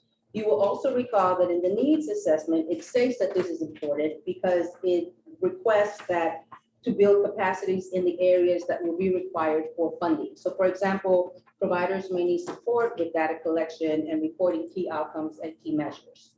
In addition to ensuring that we have a longer application period than what was utilized for the summer funding, we want to offer training and technical assistance to all applicants, and we are proposing to engage a community provider or community providers to be able to assist with this process.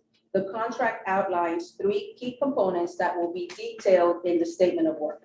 The first one is providing technical assistance to potential applicants during the funding solicitation period to meet the expectations of the CSC Leon for the next 5 funding cycles. That will start from summer funding of fiscal year 22-23 all the way through priority funding phase 3 of fiscal year 23-24.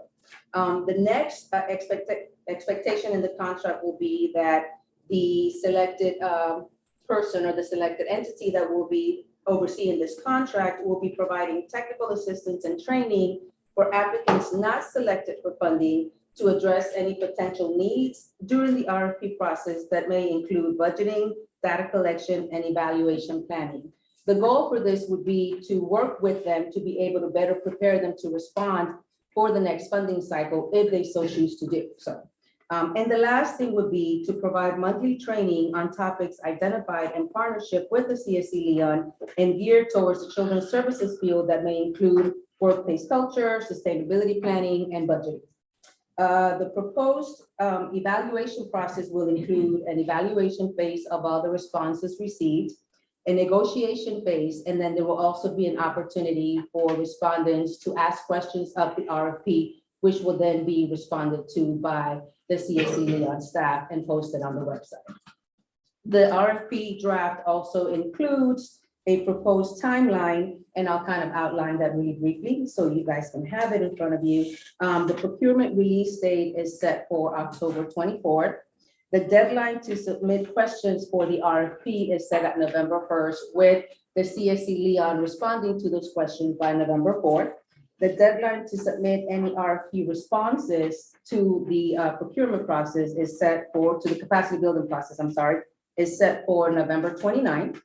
And the evaluation is set to take place between November 30th and December 7th. The public meeting to rank responses will be held on December 8th. And the negotiation phase will take place between December 12th through December 14th, which will be followed by a public meeting on December 15th with the recommended award. The Governing Council will meet to consider recommendations of the award on January 19th, at the council meeting scheduled for January 19th. And we're looking at the start date of the contract to be February 1st of 2023. The contract timeline is expected to be a 20-month contract beginning February 1st of 2023 and going all the way through September 30th of 2024. This would allow for technical assistance to be available to all applicants for the 5 funding cycles that I mentioned earlier, which is the summer funding for 23, priority phases 1, 2, and 3, and then the summer funding for 24. And then it would allow for there to be assistance for the recipients that did not receive funding for 4 cycles, not, oh, I'm so sorry, not the last one, because in essence, this contract would be ending before we got to the point of identifying the respondents that did not receive funding from priority funding 3. And then it would also allow for monthly training to take place throughout the duration of the contract. You will also see that we are requesting $200,000 for the duration of this project.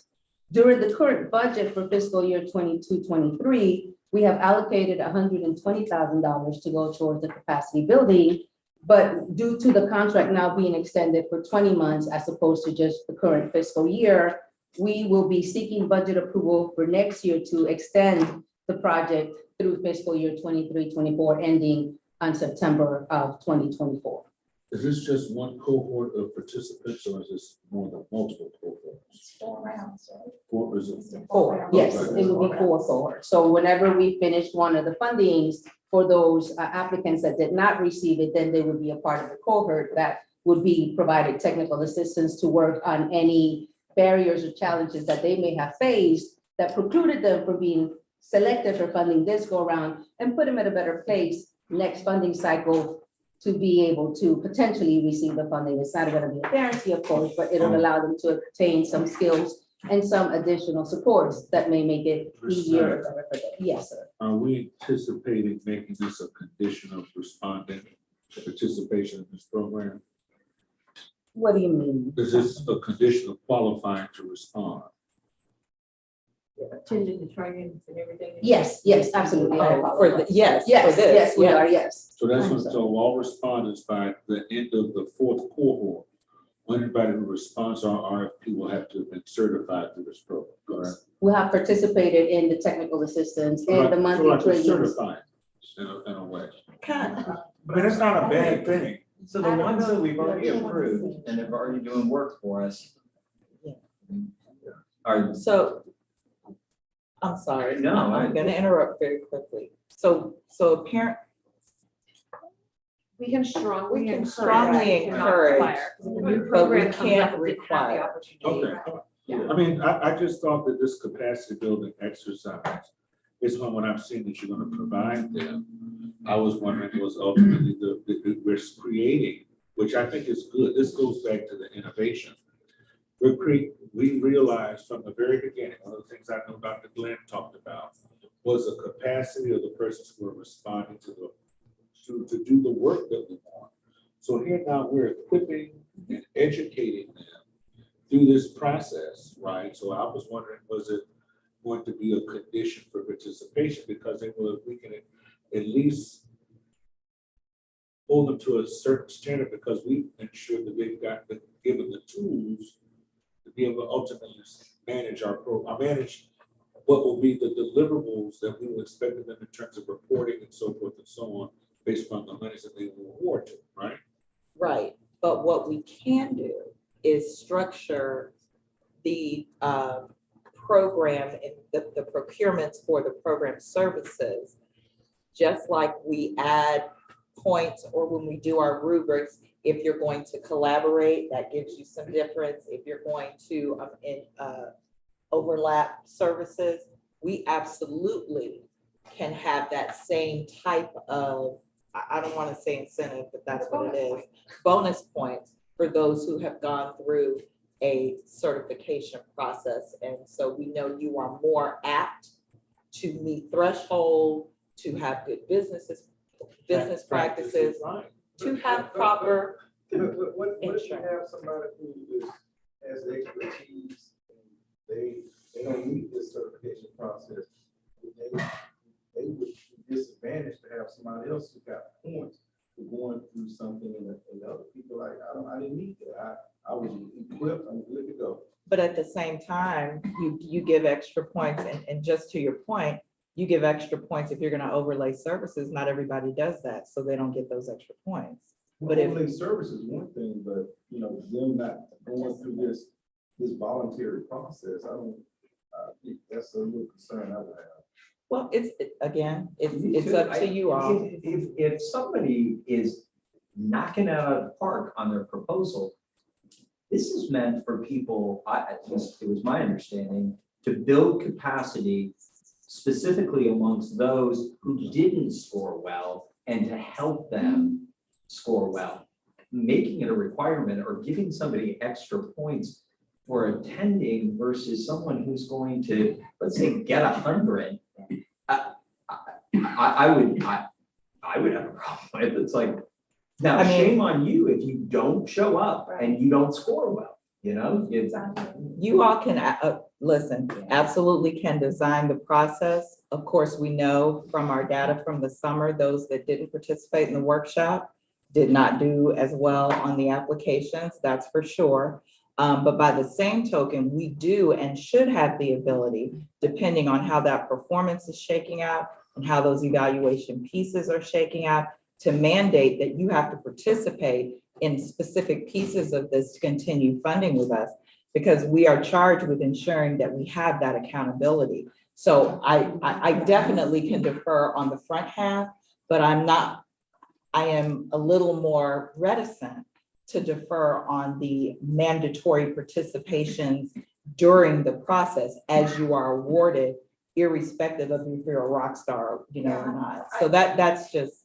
The only thing I want to comment on is when I was on faculty, I would have a study session before the test. If you come, great. And if you don't, that's on you. But the test is the test. And if you pass the test, kudos to you. If you didn't have to come to the study session, but doggone it, don't come to me after the test because you didn't do well because you didn't come to the session. I mean, that's all I can say. So I think we offer it. This is the study session. I mean, and then before the next round, for those that failed, if they want to come before the next test, they can. But then that's it. I mean, that's all we can do. I don't think we can make it a requirement. I mean, you don't have to come. It's on you. It's there to be offered. That's a good question, Dr. Jones. I didn't pick up on that till you asked the question. I saw potential in it. But after the analogy Professor Glennis provided. I'm kind of telling you a little something about those who are big on your work. Yeah. Question. Yes. Yeah, I'm not as familiar with county procurement, you know, state agency procurement, DMS is posted. Does the county, you know, does this go through like a website? County is clearly announced and people know where to go to submit proposals? When we announce our procurements? Yeah. Oh, we announce it everywhere, but listen, we never have an issue. Well, with people submitting, yes. Educate myself on the process. Oh, yes. What is it? I mean, does it, you know, is it put on a specific Leon County procurement website?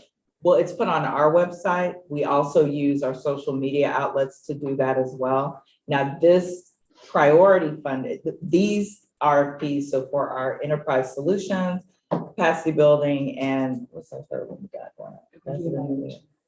Yes, evaluation. This will be the first time we're ever doing those particular procurements. So we will use whatever avenues are open to us. Like the state agency, DMS has its portal and people know it's loaded up there and they go to look and they know, hey, this is, you know.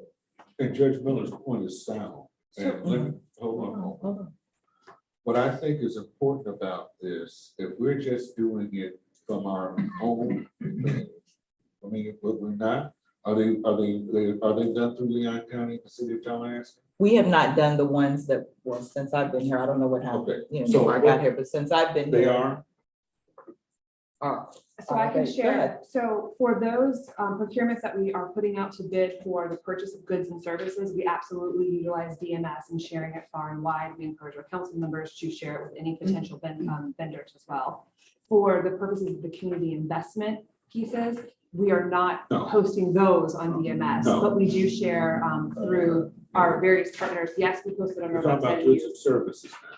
Yeah, for goods and services in general, yes, we do Because- post on DMS, we share with Leon County and the city. And they post it as a part, so that means it goes far and wide because each one of those, the county uses ProcureNet, the city uses Bonfire, EMS portal, but then it takes on feet. So that means this persons who qualify to respond will get notices that the RFP is out there. And that's what, particularly with what we're talking about here, providing these competitive services for training. That means everybody who's qualified to provide training and that type of stuff will get it beyond what anything that we would just do ourselves locally. So that's great to know. That's a valid question. All right, so And I did not know that. thank you for the review of the draft RFA. I understand this was just for review. You all will go back and make changes to it, and then will we actually be voting on this in October? Yes, and we'd Okay. like your input. So as you review, if there's anything you'd like to email us about it, please feel free to do that. All right, thank you Does so that much. require a vote? No, this is not, this will not be voted on until October. Okay. And then unfortunately, I think we did skip an item under the Program Services Committee. So the timeline for upcoming procurement. Yes, so we've got a timeline. I am gonna pass it over to Holly, and we're gonna try to make this quick. So as you were hearing everyone kind of discussing, especially in the capacity building, the upcoming 5 cycles that are kind of outlined for you here for summer funding cycle for this upcoming summer, as well as the following year. And then kind of our priority phases to help staff manage the process, and so that we're not fully overlapping, so that we kind of create a cycle where we're able to kind of manage the investments as we go. What you won't see on here, and you'll also notice that the evaluation RFP was added into the process for the recommendation of the Program Services Committee. What you won't see on here is the innovation timeline or the innovation funding cycle. As staff are developing the draft strategic plan and bringing that to the Program Services Committee at their meeting in early October, we'll have recommendations of where we think that should align in each of these based on the feedback by the council, as well as identifying whatever the council decides is going to be the issue at hand. The only other change based on the capacity building is that instead of it being starting in February, ending in September of 2023, we'll have an updated version of this that would expand to reflect the 20-month contract that Ms. Snyder just shared out. But this is the idea of kind of showing all the work, and you'll see that during August and September of next year, we'll be in the throes of managing a contract of one, potentially for the enterprise software solution, potentially investment management, should that be the recommendation of that work group, the capacity building in the middle of summer funding in the contract phase of priority funding phase 1, and prepping a bid for priority funding phase 2, and starting the award process for the evaluation. And then you'll see kind of the line is that will eventually hopefully get us to the point of releasing priority funding every October, and in line with the longer term contracts where the recommendation originally was to be around a 3-year contract, but with those 1-year renewals in between. So that was one of the original recommendations of how we would kind of roll out priority funding. Nothing in this process prohibits, as Ms. Green has talked about before, use of the reserve funds in kind of, I want to say, emergency situations or whatever the council deems, and then we'll layer on the innovation cycles into this. The piece with innovation as we move forward with developing that strategic plan follows slightly different rules, as CSC Leon would be active participants in the development of those and kind of posing the question as it's been shared in terms of what is the research question that they're trying to get to. But each of these would follow similar rules in terms of the procurement process. The topics would just be set by the council. Are there any questions about the timeline? I'm gonna say this, not Tony Hirsch. This just seemed like a lot. It is a lot. Really, I mean. It is a lot. It's a lot, but I think we are gearing up, staffing up. We'll get another staff person very soon after the beginning of the fiscal year. We're trying to time this out so that we can manage it, as well as understanding the fact that you all don't do this full time, that you volunteer to do this. And if at any point we feel like we're getting to a place where it is becoming a little too much to manage, we would be sure to communicate that prior to falling off the cliff. I'm not saying I'm falling off, but early funding phases, innovative funding phases, summer funding phases, it's just seems like a lot of moving parts and a lot of pieces and, you know, going back, I mean, we overthought some things. I don't know, but we're looking now and not funding people until February. Can you say February? No, we won't issue it until February. Right. Because this fall, we will have two, procurements, and the big one is the one we haven't even talked about yet. And that's the enterprise solutions, which we must have in place before we try to manage programmatic grants. So let's move on then, so we can address the enterprise software work group. So, all right, do y'all need a break, or do y'all want to just keep slugging Let's keep along? going. Okay, keep going. All right, let's swing the back. All right, so Mr. Jones, thank you so very much for the Program Services Committee update. All right, it is now time for the enterprise software work group, and I am going to turn this over to Mr. All right, so in our previous meetings, there was some discussion around the process for seeking out a solution for the Children's Services Council. And based on that discussion, we decided to get back with Mr. Fred and revamp the actual RFP. And also give the council members an opportunity to provide any feedback or questions prior, to this meeting occurring today. I don't think we received any feedback, but during that process, they did revamp and clarify, make more clear some of the expectations in the newer proposed RFP that you guys have, and I believe they emailed to you as well. So I'll pause right there and hand over to Holly, if you want to present anything on that. The only thing that I'll share is that what is before you is almost exactly what was emailed out to everyone, given the opportunity to comment on or provide any feedback. Staff did receive a couple of verbal, had verbal conversations with members of the council and just to clarify any questions. But what is before you is the full packet. You'll recall in the email that was distributed, it said, for your sanity, we're not sending you all 144 pages. We're pulling out the two major pieces, which was the kind of the guidance tool, which is the RFP itself, and then the statement of work, which is really the crux of the position and the crux of what they'll be responding to. Really glad that Fred is here, or Mr. Finger is here with us today, and can kind of walk through with any, if there are specific questions about why it's set up the way that it's set up.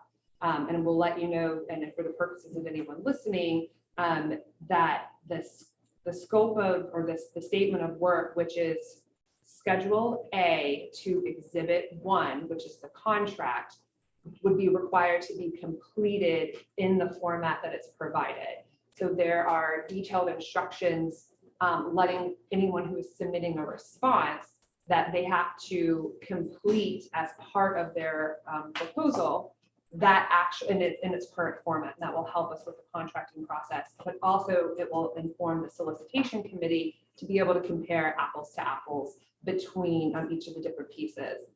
In addition, there is Form B, which is the technical requirements. And that's almost a checklist that they would just kind of go through and score, which was presented at the last council meeting. And then the final piece that's included in there is an actual price sheet as well, that they would have to use this form and organize all of their prices in these different categories. So again, it informs the solicitation committee.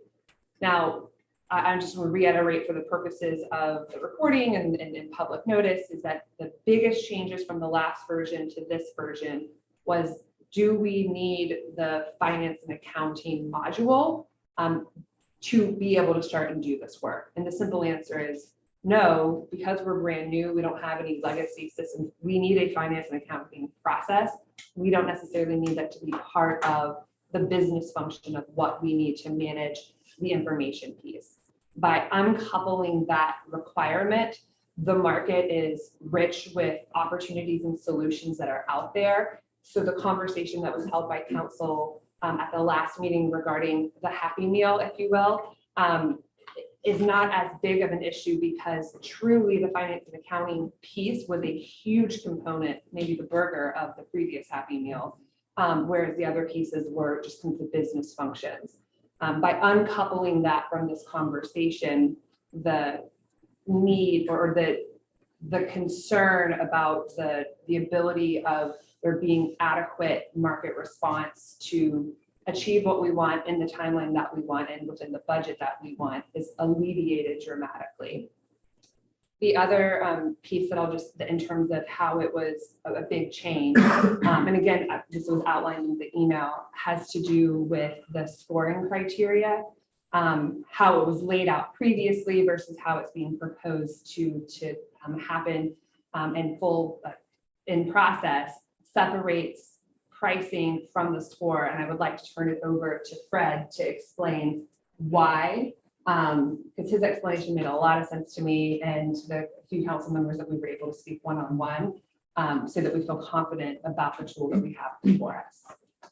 Thanks. So if you look, the RFP itself, if you start at the beginning, it's paginated. So if you just turn to page 11, the first time page 11 appears. And really, this is what I call the front end RFP document. It's only 14 pages, I think, or 15 pages. And 3 or 4 of them we've already used before in the needs assessment. So there's only about 10 pages of real guidance here. But when it comes to the scoring, you'll see that on page 11.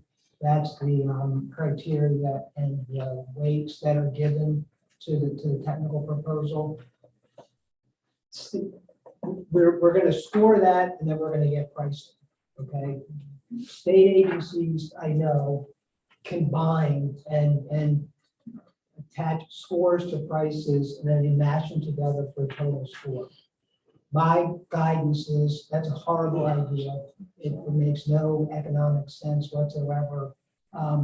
The federal government does not do it that way. And if you go to procurement school, they will tell you that's a bad idea. Don't do that. You don't need to score pricing. Pricing is already a number. You don't need to convert that to another number and then artificially combine it with the number you've created through the technical evaluation. So the way this is drafted, you will get a technical score using those criteria and the weights that are on the bottom of page 11, and you will get a price. So that's the significant difference. Then through the recommendation of the ultimate award decision will be made using discretion in balancing those and trading them up. So the RFP will say you do not necessarily award to the lowest price, and you do not necessarily award to the highest technical rate. So you, because you're the ultimate selection authority, will be able to trade off in your mind on, the example I use is I don't really need leather seats. I have, cloth seats in my car and it wasn't worth it to me to, the dealer told me what it would cost to do that. That's the kind of discretion that this process will lead. We've signaled to them because it's in your budget, which is a public record, it's been in earlier drafts, it's in this draft. You kind of have signaled to them what the expected pricing is anyway, $150,000. So you're probably not going to get, a lot of variability on price anyhow. And we would say in the document, and this is what you have to do, you have to tell the world what's the relative importance of the technical criteria versus the pricing.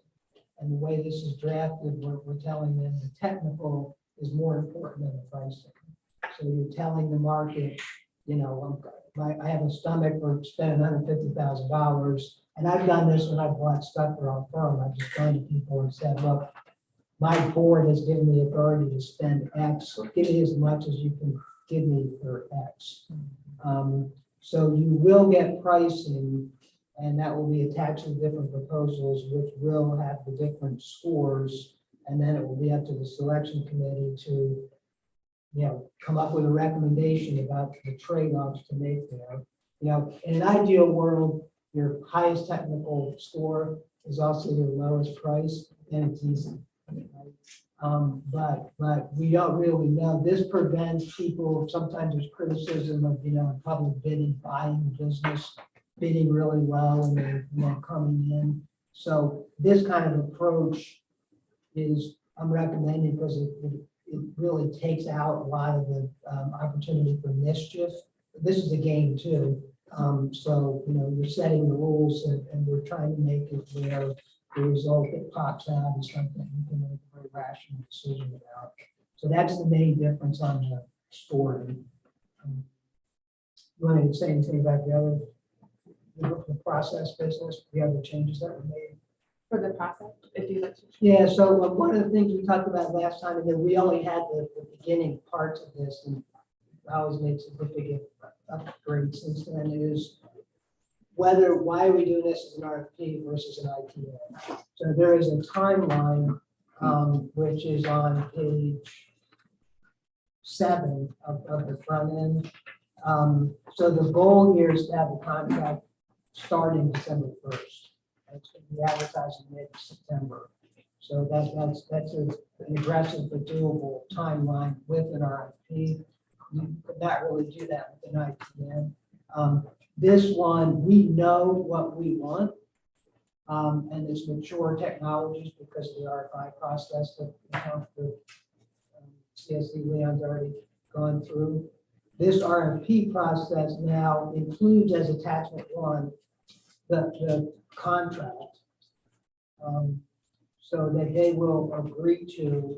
The only thing they're really going to populate and flesh out is the statement of work, which is Schedule A to the contract. So we've designed this in a way that minimizes the burden on industry. They don't have to put together big binders and whatnot. We sort of have made it very specific, filling the response here, filling the response here, filling the response here. That makes it easier on the evaluation for selection committee, because then you're looking at the exact same document. And then we've automated the scoring as much as we can when it comes to compliance with the technical requirements, which the Mr. Watts' committee developed. So those requirements that the team developed also worked into this. So compliance with those will be part of the score. Their population of the statement of work and what they propose to you will be part of the score. Their experience will be part of the score. Those are the 3 scored things. So you'll have that and you'll have their price. And you'll make the decision. And then from the decision point to the final contract is fast and easy the way this is set up, because that's why it's grown from 20 pages to 140, because all of the contract is here, it's being advertised, and that's what they're responding to with their offer. So, I think where we are today versus last meeting, we can hit this deadline. I think industry will find it easy to respond to. I think the committee members will find it easy to manage. I know it's a lot to read right now, but if this gets advertised, by the time this comes back to you, or even the evaluation phase is mid-October, so there's a month between when it gets advertised and the evaluation meeting is public. So if you want to see what the evaluators do, you can. But you'll have a month to get educated on this between when it's advertised and when the evaluation committee is. So I'll add 3 things to what he has said, that when you look at page 7 in that timeline, that the conversation we had earlier about encouraging folks to participate in each of the elements is that we will absolutely, as the responses come in, follow all the protocols of the giving every opportunity to any council member who would like to read a proposal, observe any of the demonstrations, come to, of course, the public meeting, which anybody can come to and offer comments. All of that, you'll have that entire schedule available to you. The second thing that I would mention is to hit the aggressive time or the complicated timeline that we just went through, to have everything in place, to be able to advertise, have our capacity builders in place to educate people on how to use the system that we want to develop. I realize now that there's some sections that are missing page numbers. There's a section in here though that has our ideal timeline for each of our sprints using this agile project management methodology. And it kind of throws out exactly where we need to be and when, so that we can hit over the course of the next year, being ready to do all the pieces that we want to do. And so it breaks it down with very specified expectations. Again, something else that our legal counsel is like, we have to be as specific as possible if we truly want to be able to hit this. I just want to thank the work group again, because they're truly the ones who helped develop and map this out. Even if in the previous version it was kind of like, you tell us what you want to do. It's like, no. Let's tell them what we need, be super specific. And quite literally, it's overwhelming. If you thought the other timeline made your stomach hurt, like this one's intense. And it's periods of time of 2 weeks, get this done, 3 weeks, get this done, 4 weeks, get this done. And so it definitely is going to require that project management piece. So that's the second thing that I wanted to share. And just the third thing that I'll share is, while yes, this is a lot more pages, the meat of it was, it's almost the exact same in terms of what it's seeking out to do with that one massive piece of removing the finance and accounting module. And it's just kind of formatted different. And now you have all the pieces of it together. So while it might look like, I don't think there's any expectation that you read some of the schedules that are attached to this, because some of them are copy and pasted right from the state government websites for certain pieces of it. But the pieces that absolutely describe what we're trying to accomplish is what was submitted to you last week and had the opportunity for that. So there we go. Sure. Yes. This is your committee, correct? Yes. Which means that if we're comfortable with the draft RFP that Mr. Stringer has gone through and created in such a way that it's quickest, you guys taking that information, your committee taking that information, you evaluate it and you bring it back to the committee, and we're ready to rock and roll. Am I right? Right, so ultimately, trying to get a motion today on this. And I would like to make that motion. Second. That's good job. We have a motion and we have a It's second. amazing how much trust I put into the CSC member. Yes, we do, but public comment. I just don't want to make sure I don't miss that. You have any public comments? No, ma'am. All right, so we have no public comments right now. All right, any discussion items for the board members before we vote on this? Yeah, I should probably bring this up now before the vote. As far as the current committee, the work group. That's separate. All right, okay. Yeah. We're ready for a vote. That's the next item. Okay, all right, yes, all right, so we're ready. Yes. Can I just be clear, because this will be substantially the form, so even though it says final draft, it is still a draft. There's a few tweaks and a little bit of polishing that will be done between now. Tomorrow's the target advertisement date. But just to be clear, there's still a couple tweaks and pieces because. As part of So the let's motion, move it, there yeah. was a, Substantially. yes, it's Scrivener errors and, Technical correction. right, I'm totally comfortable with it. Okay. So we still have that first and second. It's the same motion. Yeah. Sounds good. All right, so do we have, does everybody agree? Let me hear any ayes. Aye. Aye. Any nays at all? Oh my golly, it passed, y'all. This RFP is now passed, except for the minor changes that you all were making to clean it up. Okay, perfect. Thank you all so very much. All right, it is now time for the solicitation committee appointments discussion. Mr. Okay, Lawrence. awesome. So I might be a little confused now with the previous discussion earlier, but so right now, we are looking for volunteers, not necessarily council, volunteers to participate in the evaluation process.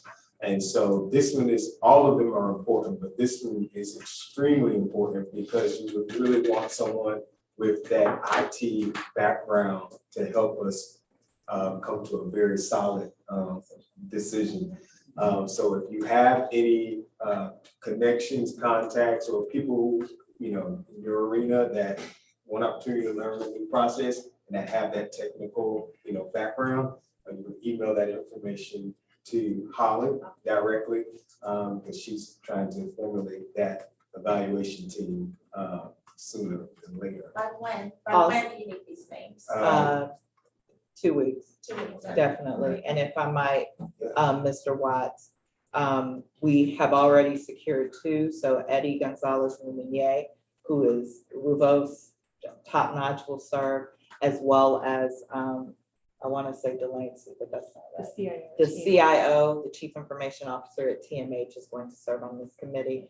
We are looking at someone from Florida A&M University in their information technology space as well. So ideally, we'd like to have 7, but we could do 5.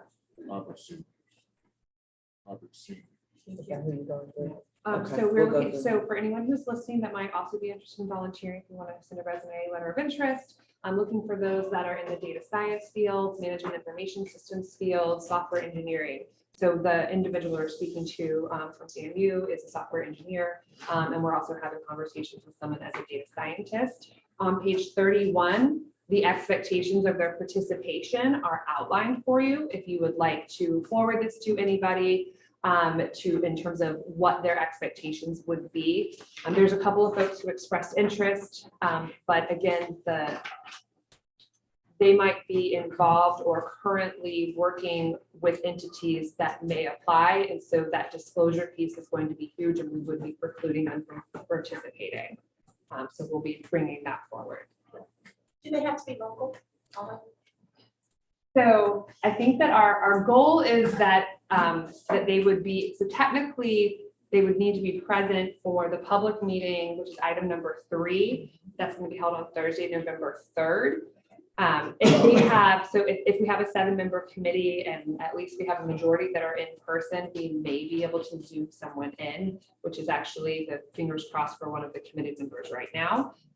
So no, they don't have to be local, but they would need to make the commitment to be in person for the public meeting on November 3rd, which the entire council is invited to participate in and come hear the discussion of where they're doing that inter-rater reliability, setting those final scores, having that discussion.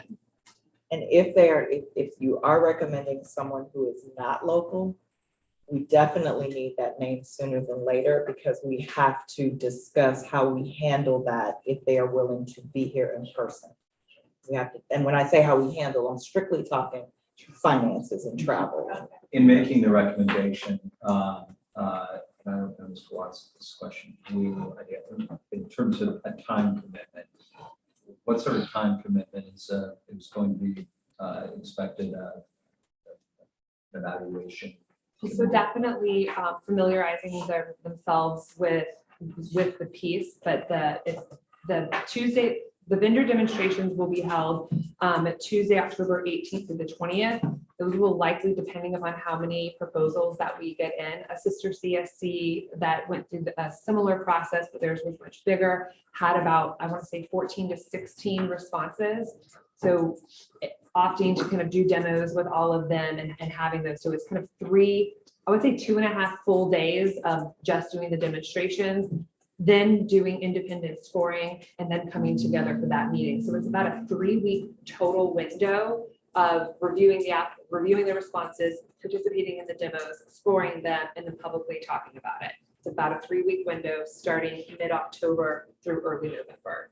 So in terms of our commitment, I haven't fully done that up because I don't know how many proposals there are, but if we would get 10, in terms of kind of ballparking it, that process for reviewing them.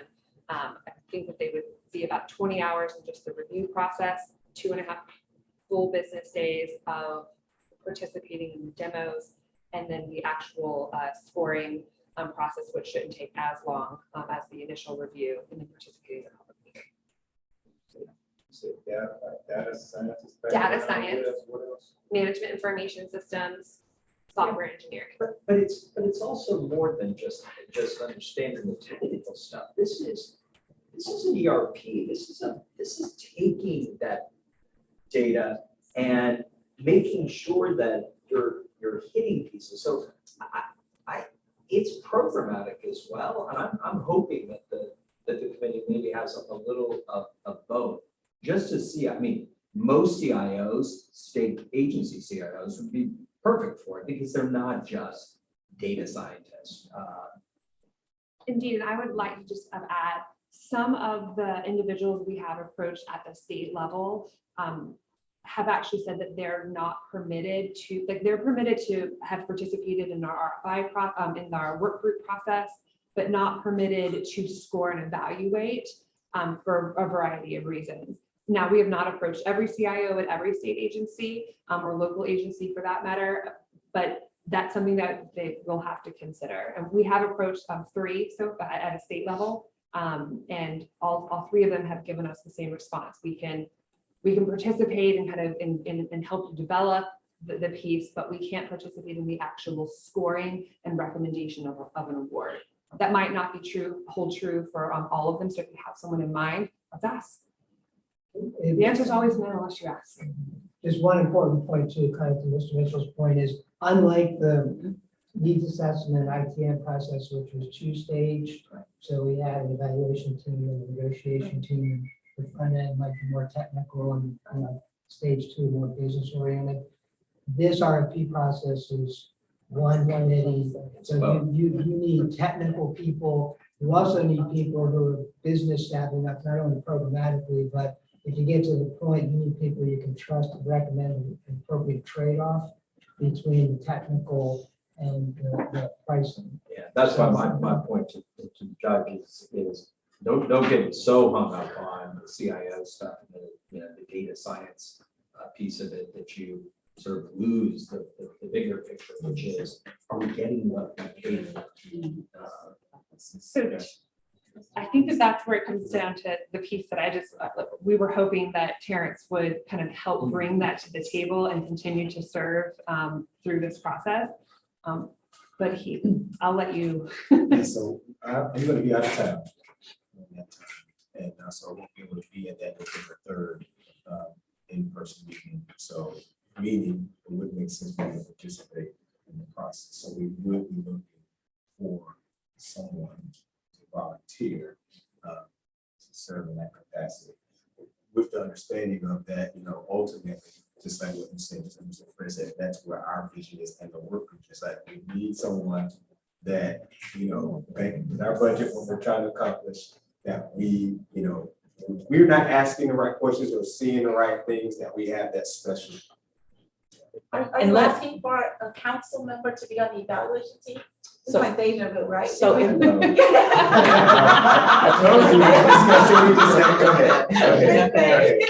let me jump in. And so Eddie Gonzalez Luminier was on the work group. Okay. And so ideally, we wanted Mr. Watts to be on there only because he had started from the beginning. I feel very confident that Eddie is very clear about what it is that we're trying to get and can help lead that committee in understanding what we're trying to get and where we're trying to be with these proposals. So we are not asking. for I a do council not think member. that would be, Okay. what I don't want is y'all getting the proposals and literally doing this. I thought you were being facetious with the board. Yeah. No, that's serious. Okay. Gosh, thank you very much for that. Anything else, Mr. Are we Watts? good? Council? Okay, all right. Moving along. Whoa, guys. whoa, did we approve? Well, We did, didn't we? Okay, we did. We're good. I'm sorry. Trying to make sure we got all the motions. Okay. 2 weeks. Okay, all right. Next, Mr. Jones. No, I. Okay, all right. So I'm about to go through Man, our both next keys. meeting dates and next meeting dates. So we do have a trim hearing meeting number 2, which will be next Thursday, September 22nd at 5:15 PM at the Sunshine Community Room, which is on South Monroe Street. We also have the investment work group on Monday, September 26th. That's gonna be virtual, God bless them. We have the executive committee meeting, which will be October 13th, location to be determined. And that's that will only be if Ms. Green is not happy with her evaluation of instrument. Let You'll me have to re- Let me provide a point of clarification. I thought that the timeline said that when it is provided to me tomorrow, I have 2 weeks to give it back to you with not with my comments on the evaluation, but my self-evaluation. No. Okay, so I read that. On the platform. Okay, on the form itself. Right, Oh, on the okay. instrument. I'm not doing a self-evaluation? No. No. Thank you. You're very welcome. You're very welcome. So it's just, you look at what the report card actually is, Okay. and then you let us, give us your feedback. Okay, I'm glad I asked for that clarification. 13th of October. October's the executive committee, that's October 13th, if we get feedback from, Yeah, you want. right, She's and, gonna love it. right. And then if we have to revisit that, then we will meet on October 13th. To be determined. Oh, okay. Yeah, to be My determined. hunch is the screen, it'll take her about 13 minutes and she'll be like. this is I am good. fairly Well, sure you can yeah. take the October 13th off. Yes, How about ma'am. that? Thank you. I've looked at it. We still leave it on because I do want to give you an opportunity to look at it and be comfortable with that. Okay. We also have a finance and budget committee meeting to be determined early October. Program services committee meeting to be determined early October. And then we convene as a governing council on October 20th at 2:00. I thought we were going to 4:00. Are we going to, we start? Oh, it is 4 o'clock. I'm All right, sorry. thank you. That is our mistake. All right, 4:00. And We meet at 4 o'clock. we meet at 4:00. I know, Mr. Jones. I know. We We passed meet at it. 4:00. And that will be And we- here, Chair Still Glenn? here at this location? Yes, we All right, will so be we'll here. Back at this location, all right. And then on November 3rd is the public meeting to review the integrated information management solution, RFP scoring and recommendation for award.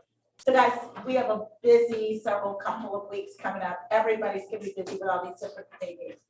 All right, so for our next agenda, which will be our meeting, which will be on October 20th, same location, we are going to approve the capacity building RFA. We are gonna get the finance and public committee report. We're gonna get the nomination, well, we already took care of that, so we don't have to Resolution. resolve that. Oh, the resolution, all right.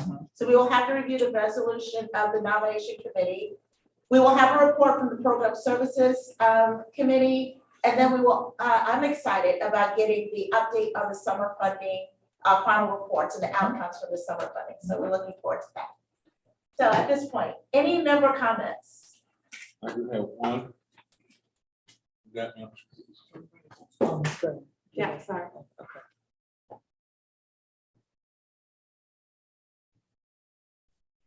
I'm pulling it up, so sorry. Today, Superintendent Hannah, Mr. Watson, and I had a chance to go to Sable Palm Elementary School. And behind us is the food vault that are being provided at a number of our schools, provided by Second Harvest. What you can't see in that picture is that right there to the end is a QR code that is provided to there's families who are served with this food vault are provided a QR code, and they're able to go there and pick up groceries to serve their families. Those persons are referred to a variety of community-based agencies, including the schools. But I just wanted to show you this. I know many of you have seen the headlines about these food pantries and these food vaults they were creating. I wanted y'all to see how beautiful it is. It is absolutely top shelf. And again, the automation that is required, it takes the stigma away. It's done privately. It's convenient for families. It's there 24 hours in a day. It shows you the fantastic community resource that our school locations are. But I wanted y'all to see this at our community partnership, at our communities only, our county's only community partnerships through Sable Palm and show you what that food pantry looked like. It's like the pantry, the lockers and the bus station, like A1, C1, B1, but you get, and it's refrigerated. So families are able to identify, they need canned goods or whatever. Yes. But do you have one at your school yet? But it's up and coming, right? Hopefully. Yeah, but it's at Sable Palm now. I Are just you thought- suggesting we make food insecurity number 9, Mr. Jones? No, but I just wanted y'all to see what innovation in that target area, food insecurity looks like. And with our partner, Second Harvest. Thank you for sharing that. That's wonderful. Thank you so very much. I just have 2 quick comments. There was looking at me. Okay, so, But I just want to thank you all. This is a new process to use. I enjoyed the robust discussion. Tone of some of the issues, but it's good just to have this kind of discussions and disagree, but still respect each other's opinions. And then also too, I appreciate all the hard work. I think some of the earlier comments to put the packet together, the procurement side of it, different things that staff have done. So that kind of helps us, really make the choices. So I really appreciate that. Very much. Very kind comments. Thank you. Any other member comments? All right. It's 5:39. We're adjourned. Thanks so much.